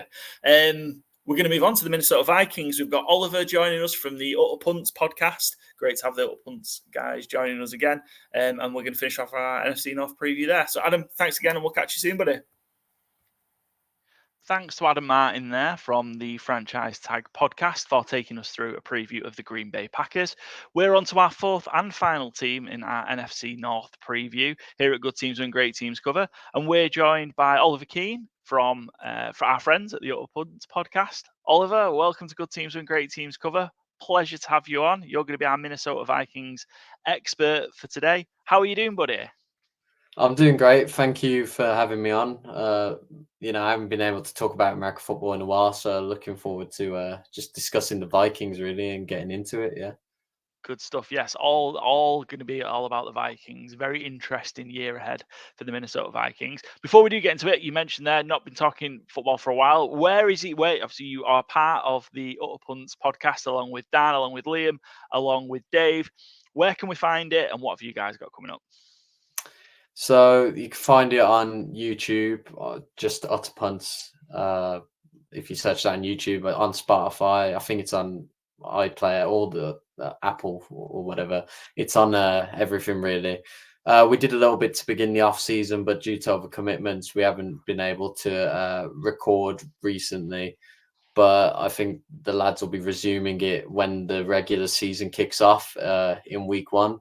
Weekly episodes covering what's happened the week before, their predictions, and a few games in between regarding stats and stuff. So yeah, and I may be on a couple of episodes for that as well. Good stuff. I know Liam's a busy minute. He's covering Manchester United's pre-season tour. I see him popping up every now and then, and hear him on comms. I'm a United fan as well, so when I've seen the pre-season games, and I hear him, it's like, that's Liam from Utter Punts, also from MUTV. But yeah, great to have you on, Oliver, and great to kind of keep in touch with the guys from the Utter Punts Podcast as well. Let's get into the Minnesota Vikings then. What an interesting season we've got coming up for the Minnesota Vikings. Lots of change for sure for the Vikings in 2024. Let's run through 2023 first, though, to see how we got here. 2023 season, very interesting one. 7-10, finished third in the NFC North, missed out on the playoffs. Injuries to key players disrupt the season. Jefferson injured early on. Kirk Cousins tears his Achilles. Results in Josh Dobbs, Nick Mullins. I'm missing somebody else. Who's the other one? Josh Dobbs, Nick Mullins, Jaron Hall. Jaron Hall, yeah. All starting games for the Vikings in 2023. Bit of a quarterback carousel. Brian Flores did work wonders with that defense, with you could say very little talent to transform it into a respectable unit after kind of the defense struggled in 2022, but 2023 certainly made some positive steps forward. In 2022, the Vikings were the king of the one-score games. I think they went 11-0 in 2022. Didn't quite work out that way in 2023, and it was never realistic for that run to continue. 6-8 in one-score games goes to kind of show how close it were, as that 7-10 record could have been something that a little bit better and potentially made the postseason. Oliver, how would you sum up the Vikings 2023 season in just a few short words? Disappointing and very frustrating, particularly regarding fumbles and turnovers in particularly the first half of the season, even when we had key players fit. And then obviously injuries towards the end of the season. We still should have made the playoffs, but we didn't, and it was kind of a transition year, I suppose. We had Kevin O'Connell's first season where they tried to keep the older guys like Kendricks and Phelan. This past season, they've shipped them out, and now we're looking, as we'll get onto, into younger players being brought in. Yeah, you're right. A lot of experienced heads and a lot of turnover and change for the Vikings. It'll be an exciting new era in Minneapolis, for the Vikings. The rough starts of the season as well. They were 0-3, losing a couple of close games, and it felt like every time they were getting back to kind of look to pushing on, they just kind of took another backward step. Let's have a look then at the off-season headlines. There's been plenty of them, though, to be fair, for the Vikings. Kirk, Joe, that's terrible. Kirk beamed out of Minnesota, and a new quarterback room is established through draft and free agency. So Sam Darnold and JJ McCarthy. Sam Darnold in free agency, JJ McCarthy, national championship winning quarterback out of Michigan, taken with the number 11 overall pick. Will it be JJ to JJ or Darnold to JJ to start the season? Sam Darnold brought in free agency. Is it a possibility that he starts the season to allow JJ McCarthy to kind of build up his confidence and get ready to start later in the year? Justin Jefferson gets more than a nickel with a new contract, highest paid non-quarterback in NFL history with his new contract. And not a lot of noise about the Minnesota Vikings. Are they the most overlooked team in this NFC North? The talk seems to be about the Lions again, the Packers taking a step forward, and the Bears with what they've done in the offseason. Are people sleeping on the Minnesota Vikings? From an offseason perspective, I mean, Kirk Cousins out, that kind of felt like we knew that potentially was going to happen early in 2023. JJ McCarthy, the man, is he going to be the man, Oliver? Do you think JJ McCarthy starts the season, or we're going to see a bit of Sam Darnold first? Just to get back to Kirk Cousins, I mean, I've never been a fan of his at all. I thought he's just a money grubber and an average quarterback at that. Not even as good as Dak Prescott. I know that may be controversial with some people, but I found it ironic and amusing that he left the Vikings because they told him they were going to draft a younger quarterback to replace him, but he would still start. And then he goes to the Atlanta Falcons, who pick Michael Penix Jr. at 8. And to answer the second question, I'm very happy with JJ McCarthy being drafted. That's the quarterback I actually wanted, national championship winner. Got experience in an NFL-style offense with Jim Harbaugh, but I don't think he'll start the season. I'm pretty sure Sam Darnold will start at least the first 5 or 6 weeks until we enter the bye week. And, for Sam Darnold, if it was, he was highly rated as a prospect when he was coming through. And unfortunately, he's been on teams where, like the Jets, where it's not really going to work out. If he's going to be great anywhere, it would be Minnesota with, we've got high-powered offensive players in key positions like Justin Jefferson, Jordan Addison, Aaron Jones now at running back as well. But I don't think that's anything to worry. Patrick Mahomes sat for his first season behind Alex Smith. Kevin O'Connell's already come out and said that McCarthy, there's a step-by-step process. They don't want to rush him in too soon. I think Darnold starts the season, and it should be an interesting one. And I do think we are very overlooked, but I'm sure we'll get into that. Just in some thoughts and interesting, and probably not one I've not had the chance to speak to any Vikings fans about as yet in the offseason. The Vikings they moved up and down the board a lot in the draft, and they moved up the one spot to get to McCarthy. I think it was traded with the Jets. Mentioned the Jets with Darnold there, and then also moved up with the Jaguars to get Dallas Turner. How do you feel about? Do you see that as a good sign that kind of they're being aggressive to go get the people that they want, or are you concerned that they might have kind of given up too much to go get these players? No, I think we need to do it, and I think it's our best draft we've had since I've been a fan, and our best draft in years. We needed our quarterback. Everyone knew that.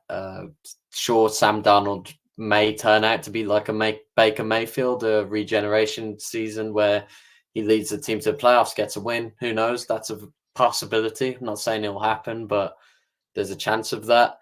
but we did need our quarterback of the future. McCarthy, one of the youngest as well in the first round of the draft. I think he's only 21 or 22. He's very talented, I think, and a true leader from what I've seen. Been very impressed. Dallas Turner, for me, one of the best defensive players in the 2024 draft. I was shocked we got him as low as we did. I thought he would go to Atlanta at 8. So kind of connecting that back to Kirk Cousins, it's kind of worked out for us. I think he's the best edge rusher in the draft.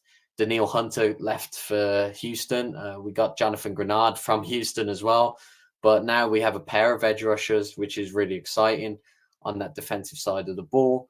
And you alluded to the impressive start Brian Flores had as DC last season with really no weapons, to be honest. And we've brought in Andrew Van Ginkel. We've brought in, I forgot the middle linebacker's name, but he's a Minnesota Vikings fan as well, who from Houston again, I believe. So, and we've got Dallas Turner there and Jonathan Grenard and Josh Metellus, who improved under Flores last season. I think it's an exciting year, and that's one of the reasons I think we're overlooked, because I think we've improved on both sides of the ball. Yeah, and like I say, overlooked, we've mentioned it there, you said it there, like all the noises around the other three teams, and well, maybe that's a good thing for the Vikings to kind of go under the radar for a bit. Maybe the expectations aren't as much as they were last year or the year before, and it might be a bit of a free hit. So, Bam, what are your thoughts on kind of what the Vikings have done so far in the off season? Yeah, agree. I think, like Oliver was saying, getting that quarterback is crucial. I think that's really the defining moment of the off season. I think this year, I don't have the Vikings making the playoffs this year. Like, I'm maybe one who is overlooking them, but I think it is more what is the future. Justin Jefferson's locked up. JJ McCarthy is a quarterback of the future. Like I said, Sam Darnold might have a Mayfield type year, but he's not the quarterback of the future.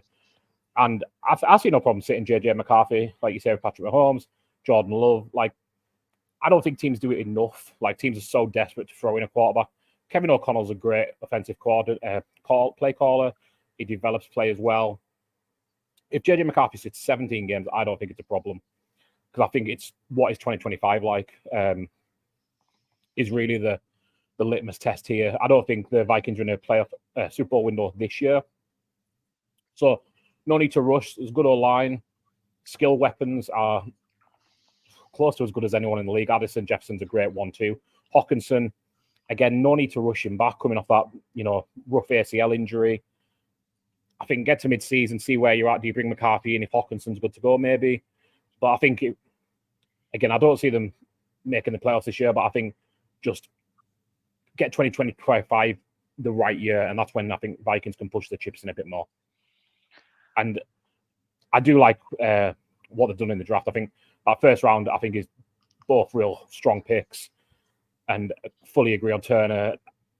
No idea what was in the water in the draft this year, where it was just offensive. What was it?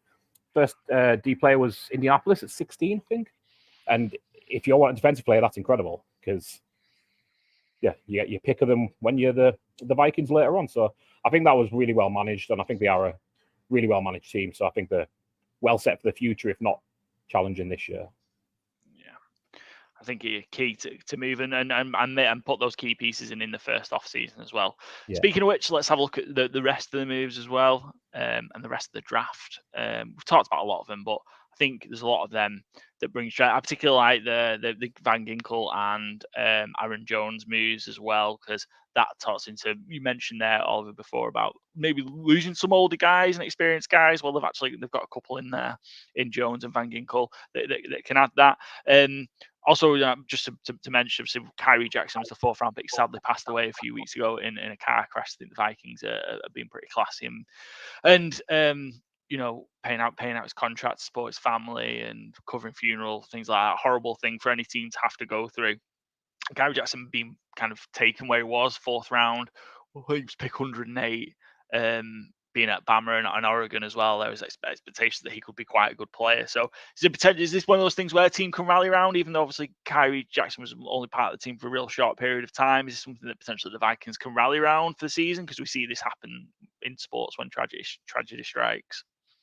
Yeah, I mean, when I saw it, as everyone who will have seen it, I was shocked, and it's a horrible thing, a life gone far too soon. And I'm sure he would have had a great NFL career as a Minnesota Viking or wherever he may have gone. I was gutted.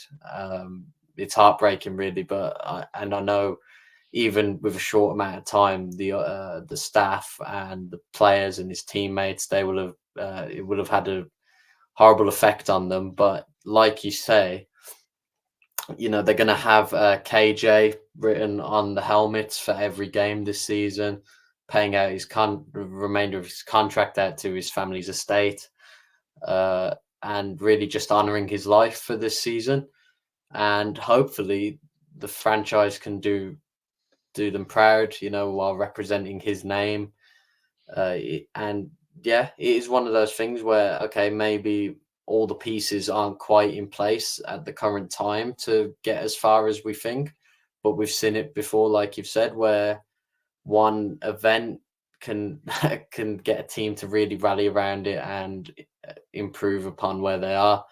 I hope, as a fan and for his family, that's the case. But yeah, I think Kevin O'Connell and Kwesi Adolph-Mensah did a press conference the other day, and they handled it with class, talking about Kyrie Jackson. So hopefully they can do his family proud. Yeah, I hope so for 2024 and beyond. I mean, touch on the draft class there as well. Kind of, we've talked about JJ McCarthy, Dallas Turner, and we know kind of the big name players we've talked about, and JJ, Justin Jefferson, Hawkinson.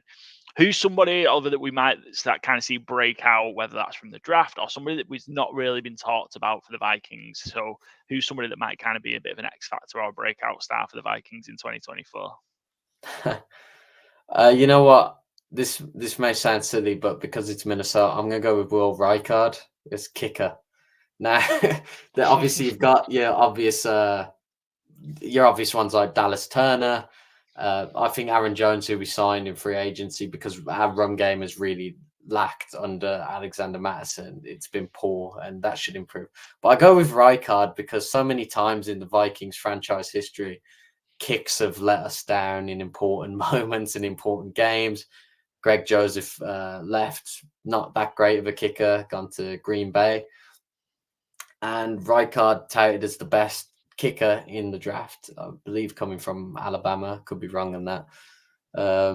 I could see it in important moments, him really making those key kicks, which could, that people really underestimate how important special teams is and how much a kick can determine whether a game is won or lost. So just as a little outside one, I'll go with Rijkaard there. Nice, interesting. Kickers are people too, everyone. I love the love for the kickers. So important. Yeah, absolutely so important. We kind of saw and talked a lot about rookie kicker last year in Jake Moody for the San Francisco 49ers a little bit, and kind of, we had to make big kicks, particularly in the Super Bowl, and actually to have these kickers who've been there for big teams. And Moody was from Michigan. Rijkaard from Alabama, used to kind of kicking under pressure, while the few kicks they do have to make for those teams, typically a big one. So kind of used to that pressure in college. May translate to the NFL as well. Interesting. Love the kicker shout. What would be success, Oliver, this year for the Vikings? What would you see as, given everything that's gone on and the change and the transition, what would you see as kind of being a successful season for the Minnesota Vikings? Making the playoffs. I know, and I completely understand people's opinions on the change and us not making the playoffs, especially with divisional rivals. But I genuinely, maybe controversially, believe that the Bears will have a failure of a season. I don't rate Caleb Williams as a quarterback at all. I think it was a mistake picking him at 1. Actually, I don't. That was worded wrongly. I don't think it was a mistake picking him at 1. I think it was a mistake using the number 1 pick. I think they should have traded back and accumulated more picks and kept Justin Fields and built weapons around for him. I think Green Bay had an excellent end to last season, but Jordan Love is currently holding out for a contract extension, and they've lost Aaron Jones as well, one of the key offensive weapons.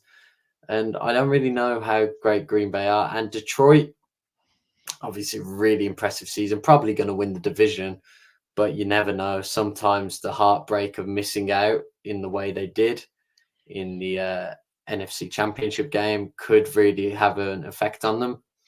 I'm not saying the Vikings win the division or anything, but I think Kevin O'Connell, Brian Flores, all of the players, none of them are going to be thinking this is a transition year. Let's wait for 2025.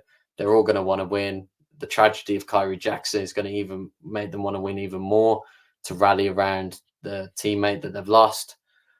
We've only made improvements, in my opinion. Looking at that losses list, the only one we'd miss is Daniil Hunter, but I feel like we've replaced him with a younger, possibly better version in Dallas Turner. I don't think the loss of Kirk Cousins, KJ Osborne, or Alexander Mattison are particularly big.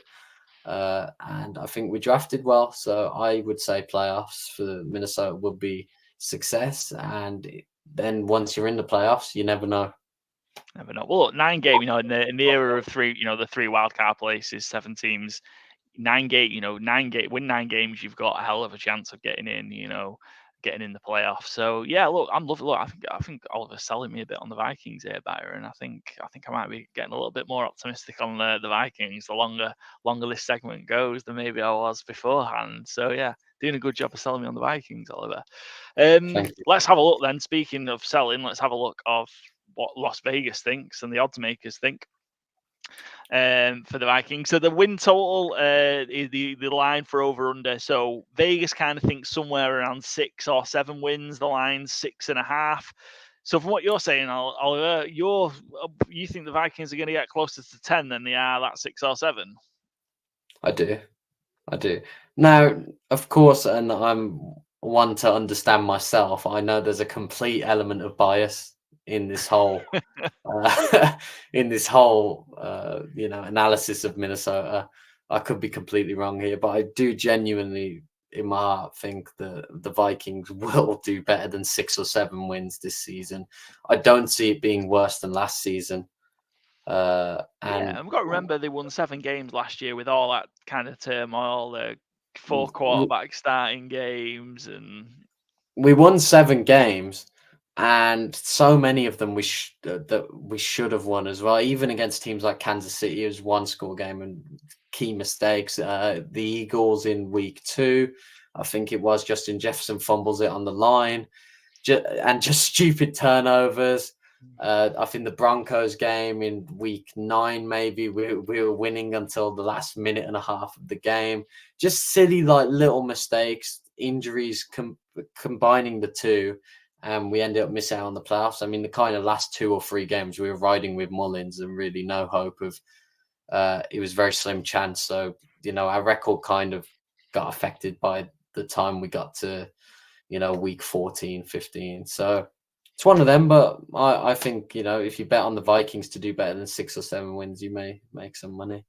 Yeah, and kind of that's the line, 6.5 wins, making the playoffs. So if you share Oliver's optimism on the Vikings for 2024, you can get just short of 3-1. So plus 290 is a smidge short of 3-1 on the Vikings to make the playoffs. So potentially a good value bet there. To win the division, they are, unsurprisingly, given what we've talked about and kind of mentioned already, and they are the longest shot in the division at 8.5-1, so 17-2. Conference winners 33-1 to win the NFC, and to win the Super Bowl 70-1. It's got to be worth the punt, right? 70-1. Yeah, I think it's maybe worth a punt. 70-1, big odds. Yeah, it is, and like I say, it's tough. Like, that division is stacked. We've talked about it in terms of certainly where the Lions and the expectations that the Packers are going to get better after kind of their young guns managed to get into the playoffs and win a playoff game last year. Byron, how far do you see the Vikings going? Don't burst Oliver's bubble though. Shall I go on mute then? I don't see them making the playoffs. I'd probably take the under on 6.5 as well, truthfully. So yeah, 11, yeah. I don't have my predictions up in front of me, but I remember it was under 6.5. Sorry, so I'm wrong plenty though. So that's certainly no reason to that's not very true. Put your bet on 70-1. Yeah, I don't think they're making the playoffs. I think it's more of a transitional year. I think they will be competitive because Flores is a good coach, Kevin O'Connell's a good coach. I just think that division I think is tough, and I can't remember their exact schedule, but I know it's not an easy one, and I just think, I think they're just a little light this year, especially with Hawkinson coming back from injury, and Darnold again. For what Darnold is, I don't think he's not who you want as your starting quarterback, even if it is just a bridge. I think 2025 I'd much more be looking at them making the playoffs, and I don't think they're doing it this year, sadly. The schedule was rough early, and then it kind of levels out the back end. So it's almost kind of, if they can survive the bit of a, I mean, the Giants week one. So I mean that you could be wanting to know right there. But they've got a bit of rough. They play San Francisco early. They've got the Texans. They've got obviously the Packers, and then they go to London to play the Jets. Come back off the bye to play the Lions and Rams. And then it kind of levels out a bit. You've got the Colts, Jags, Titans, Bear. First the game against the Bears, Cardinals, Falcons. Because of a revenge game potentially. The Bears again, Seattle, the Packers at home, and then the Lions. It feels like if they can just survive and just kind of keep their heads above water that early part of the season, maybe they could stick around the second half of the year. It's just a really tough start to the schedule, and I think that's where the challenge potentially is going to be. Like, you just highlighted all those teams, but like the vast majority of them will be looking at the Vikings and going like, well, that's a week we can win as well. Yeah. Like, if they can get more of that 2022 one-score game, I don't want to say mindset, but like record, rather than it being 6-8, did you say it was for 2023? Yeah, it was 6-8 last year. And if you can get to turn that into a winning record, then the over 6.5, it'll definitely hit. I think one thing we know for sure is the Vikings will be in a lot of close games. That is just who they are, and it must be terribly nerve-wracking to watch, Oliver. Oh, it's awful, mate. It's no wonder kickers end up having panic attacks over there. Yeah, I mean, it's not always matters so much. It's not who we've always been. It's since Kevin O'Connell's come in, but I think he's a brilliant head coach. He's got areas to improve on. Run game, particularly, like I mentioned. He does not like running the ball. Maybe it's because of the lack of weapons we had, but even so, look at what the Lions and Philadelphia done with their run games. It's so key, and the Dolphins as well. It's so key that you establish that in your offense. It is a key component, and we've seen the better teams last season. Lions, 49ers, they had a really strong run game, and if we can develop that, and I think bringing in Aaron Jones is a key part of that. I genuinely don't see us being worse than last year. I thought our schedule last year was harder, and we made it difficult for ourselves. This is just opinion. I understand the other side of it as well, but I don't think the Vikings will be seen as an easy win, particularly if Darnold comes out and plays a blinder in the first 2 or 3 weeks, or even if JJ McCarthy starts and does the same. It's going to be an interesting season, though, to see what happens, because it's genuinely, I don't think it's predictable at all, and it never really is with the Vikings. So it's going to be intriguing. Whatever happens, it's going to be a wild ride, because it always is with the Minnesota Vikings. Oliver, appreciate you jumping on for us, buddy, and representing your Minnesota Vikings. We're going to head to the next part of our episode shortly, where we're going to go over our best bets for the NFC North. But make sure you're following Oliver, and make sure you're also following the Utter Punts Podcast at Utter Punts UK on Instagram. You can find them on YouTube. You can find them on Spotify, I think, as well. There's also on Twitter as well. So you can find them everywhere. Make sure you go give them a follow. A great group of guys who we've had the pleasure of doing some bits with. And I'm sure we will continue, which would be ace. Oliver, until next time, thanks for jumping on, buddy. Pleasure to chat with you, lads. Hope you keep well. Bye, everyone. Thanks to Oliver there from the Utter Punts Podcast for his take on the Minnesota Vikings for the 2024 season. We're in the final segment of our show for this week. We're going to have a look at our podium bets for the NFC North, as it is the Olympic. I say an Olympic year. When the time this goes out, the Olympics have kind of started. It's the day before the opening ceremony. Preliminary events have started. We've got our gold, silver, and bronze bets for how confident we are in them for the based on the NFC North. Joe's joining us for the last part of the show. He's been a bit busy, so not been able to join us for the most part of it. But Joe, jump back on for the last part. Ready to roll and share our best bets? Well, yeah, let's do it. Let's do what we do best. Let's do what we do best, arguably.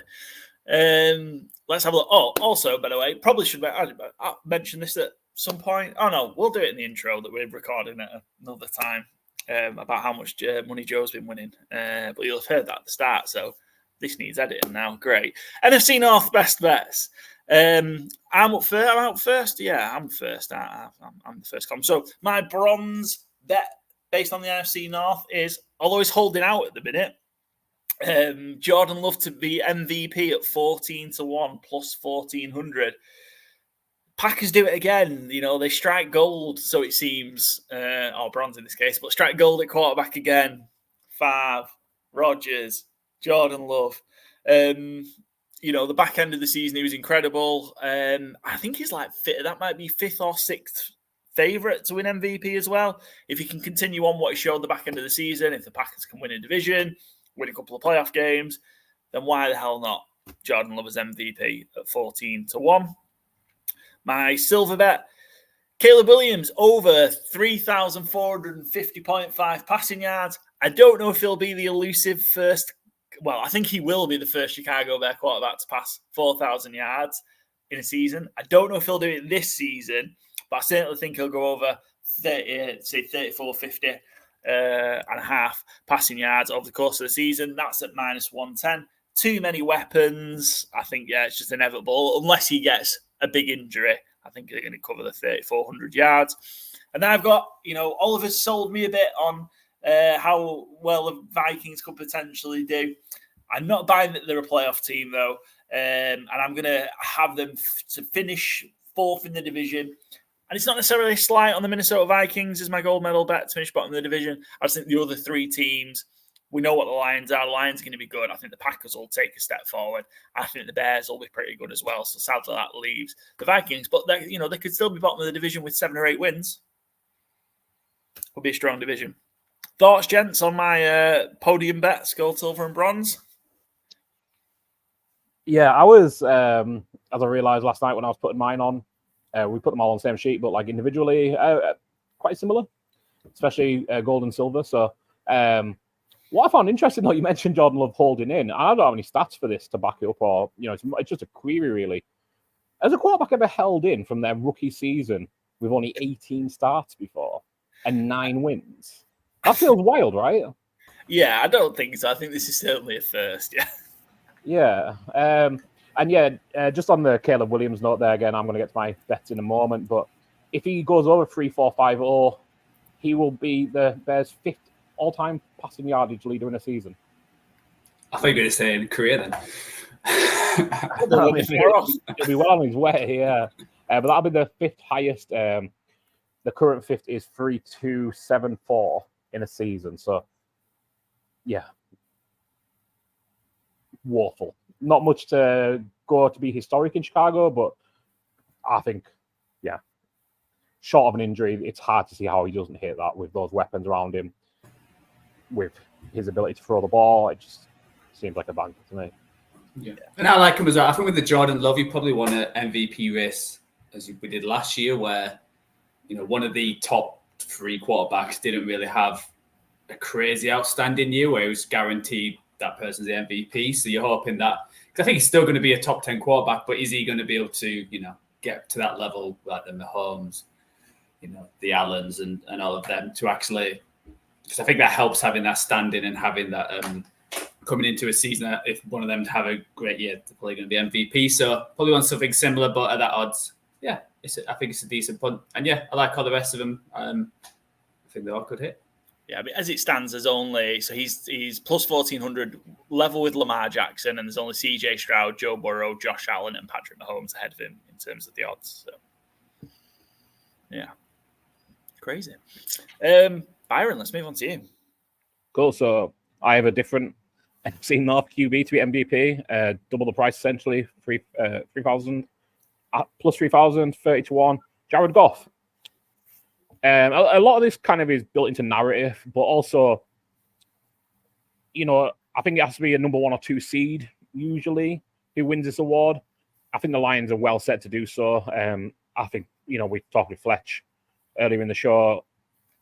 I'm very optimistic about the Lions. I think they're so well built. Probably the best O-line in the league, if not one of the best O-lines in the league. Great pass-catching running back, great tight end. Amon-Ra St. Brown's top 5-6 wide receiver. Jameson Williams, hopefully a full year, is a weapon, can do multiple things coming out of the backfield, can play motion, is an incredible deep threat. And I think, crucially, again, touch on this talking with Fletch, the Lions have got 15 indoor games this year out of 17. You've got that speed to burn. The players who play indoor, they just burn it when they get on indoor tracks.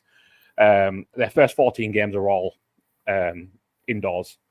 I just think they're so well set to be a top 1 or 2 seed. And I think the narrative that'll come with it, I think at 30-1, I think it's just a great bet.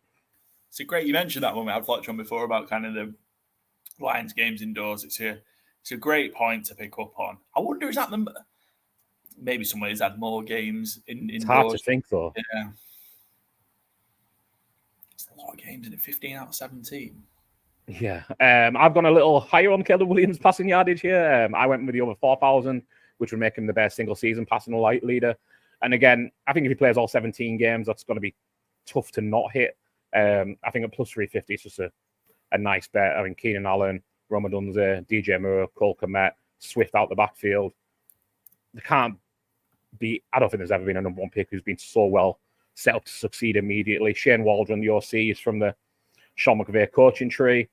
The Seahawks were pass happy relatively, but I think Pete Carroll kind of had a leash on that to a degree. I don't think Eberflus is going to do that with Caleb Williams. So I think, Bears are going to come out slinging, and I think he can clear 4,000. Not easily, but certainly doable. And apologies to Oliver. Just had a discussion about the Vikings. I think they're going under 6.5. I think this division's really tough. I think the Lions, are well in place for number 1 seed in the NFC. Packers are certainly a playoff team to my eyes. The Bears, I think, can finish in the playoffs as well.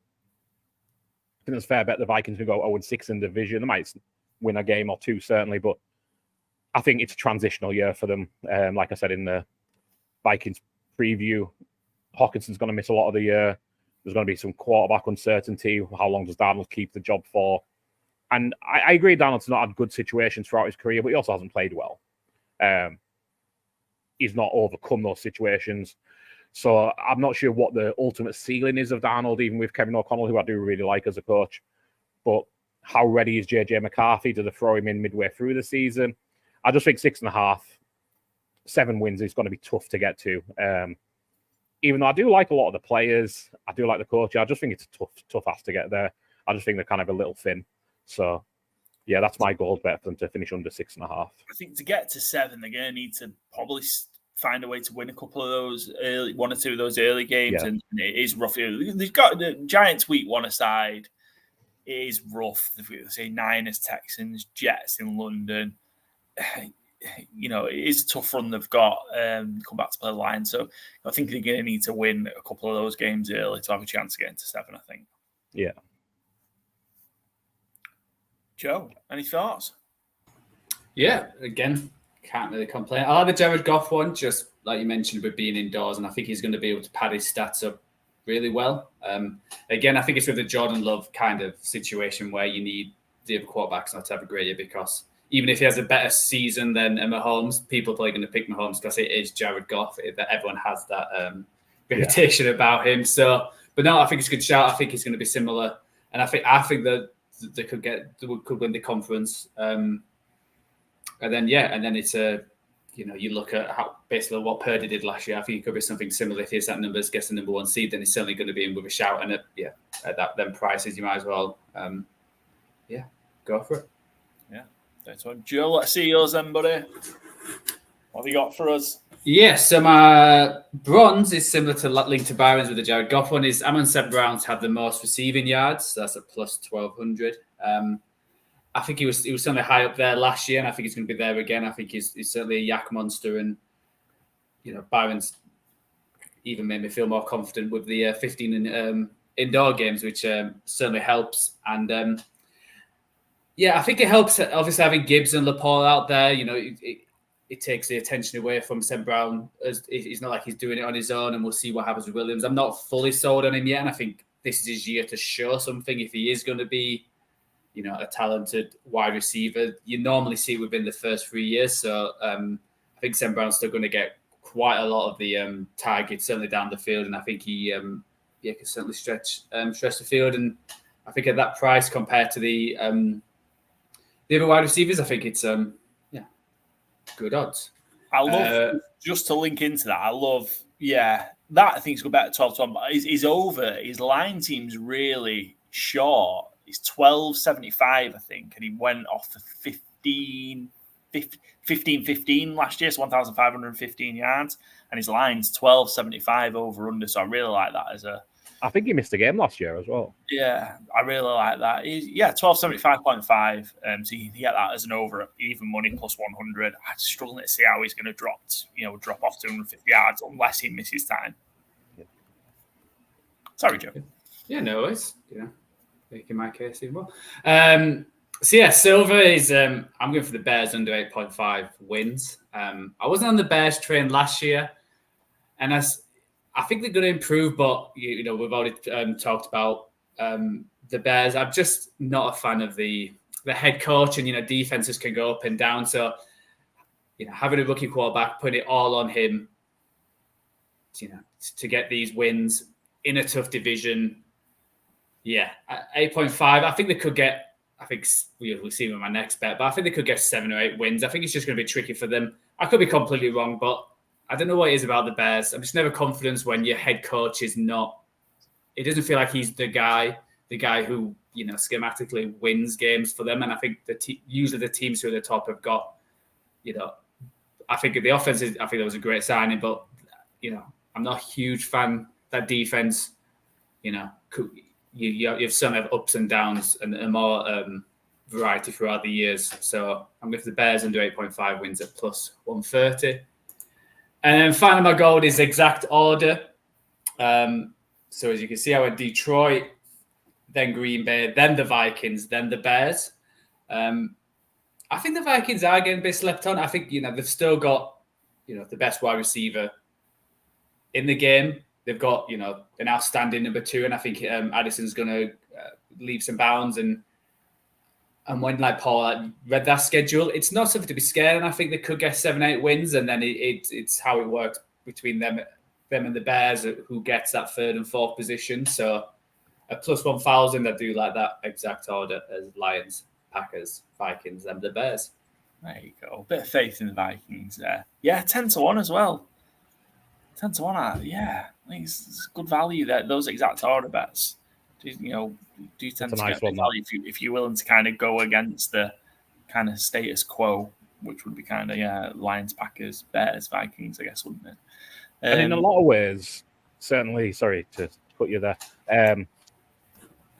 To a degree, it feels like you're just betting on the Vikings to outplay Chicago there at 10-1, because I think the Lions are strong favorites for the division. I don't have the exact odds in front of me, but it feels certainly like, in terms of how people feel, it feels like the Lions are strong favorites for the division. Green Bay, everyone thinks they're a good up-and-coming team. So 10-1 to just pick the Vikings over the Bears feels like a real strong gold bet there. I like that a lot, Joe. Yeah, as it stands now, and I don't know if this is different from the presentation throughout, because obviously we're recording all the bits at different times, but Lions plus 145, we just did that with Fletch not long ago. Favourites, Packers plus 200, so the jump to the Packers to win the division isn't that great. And then the Bears are only plus 300 to win the division. So people do seem to think, and I get maybe the Packers being close, because I think it could be close between the Packers and the Lions. I don't see the Bears necessarily being close enough to win the division, because I can see the Lions winning 12 games. Is that Bears team going to be able to win 12, 13 games? Are the Packers realistically going to be able to win 12 or 13 games? I don't know. So, it seems a lot closer than I feel it is. And it's off-season hype. I think the Bears had it last year. I think they're pretty good odds to win the division and be up there, just because it's, now they've had a good draft. This is who the next team is. Obviously getting the number 1 draft pick and then getting the second best wide receiver and getting players in. Yeah, they've certainly improved massively. So, the off-season hype and everything. So, people are going to start betting on them. But when it comes down to it, not everyone can win, more than 10 games, which it feels like when you're thinking about teams, they'll win 9 or 10 games. But, someone in the division, has to lose them games. And, there's always teams who you come into the season thinking, they're going to be a playoff team pushing. And then they're they're picking high up in the draft again. So it could be the Bears with their history and experience. Yeah, good stuff. Right, I think that wraps it up for us, gents. Another great show. So I would say that I'm biased.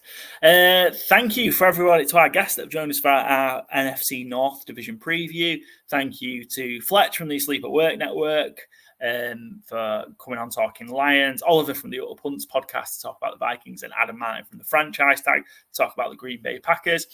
We'll be back. I think we've got a bonus episode coming out.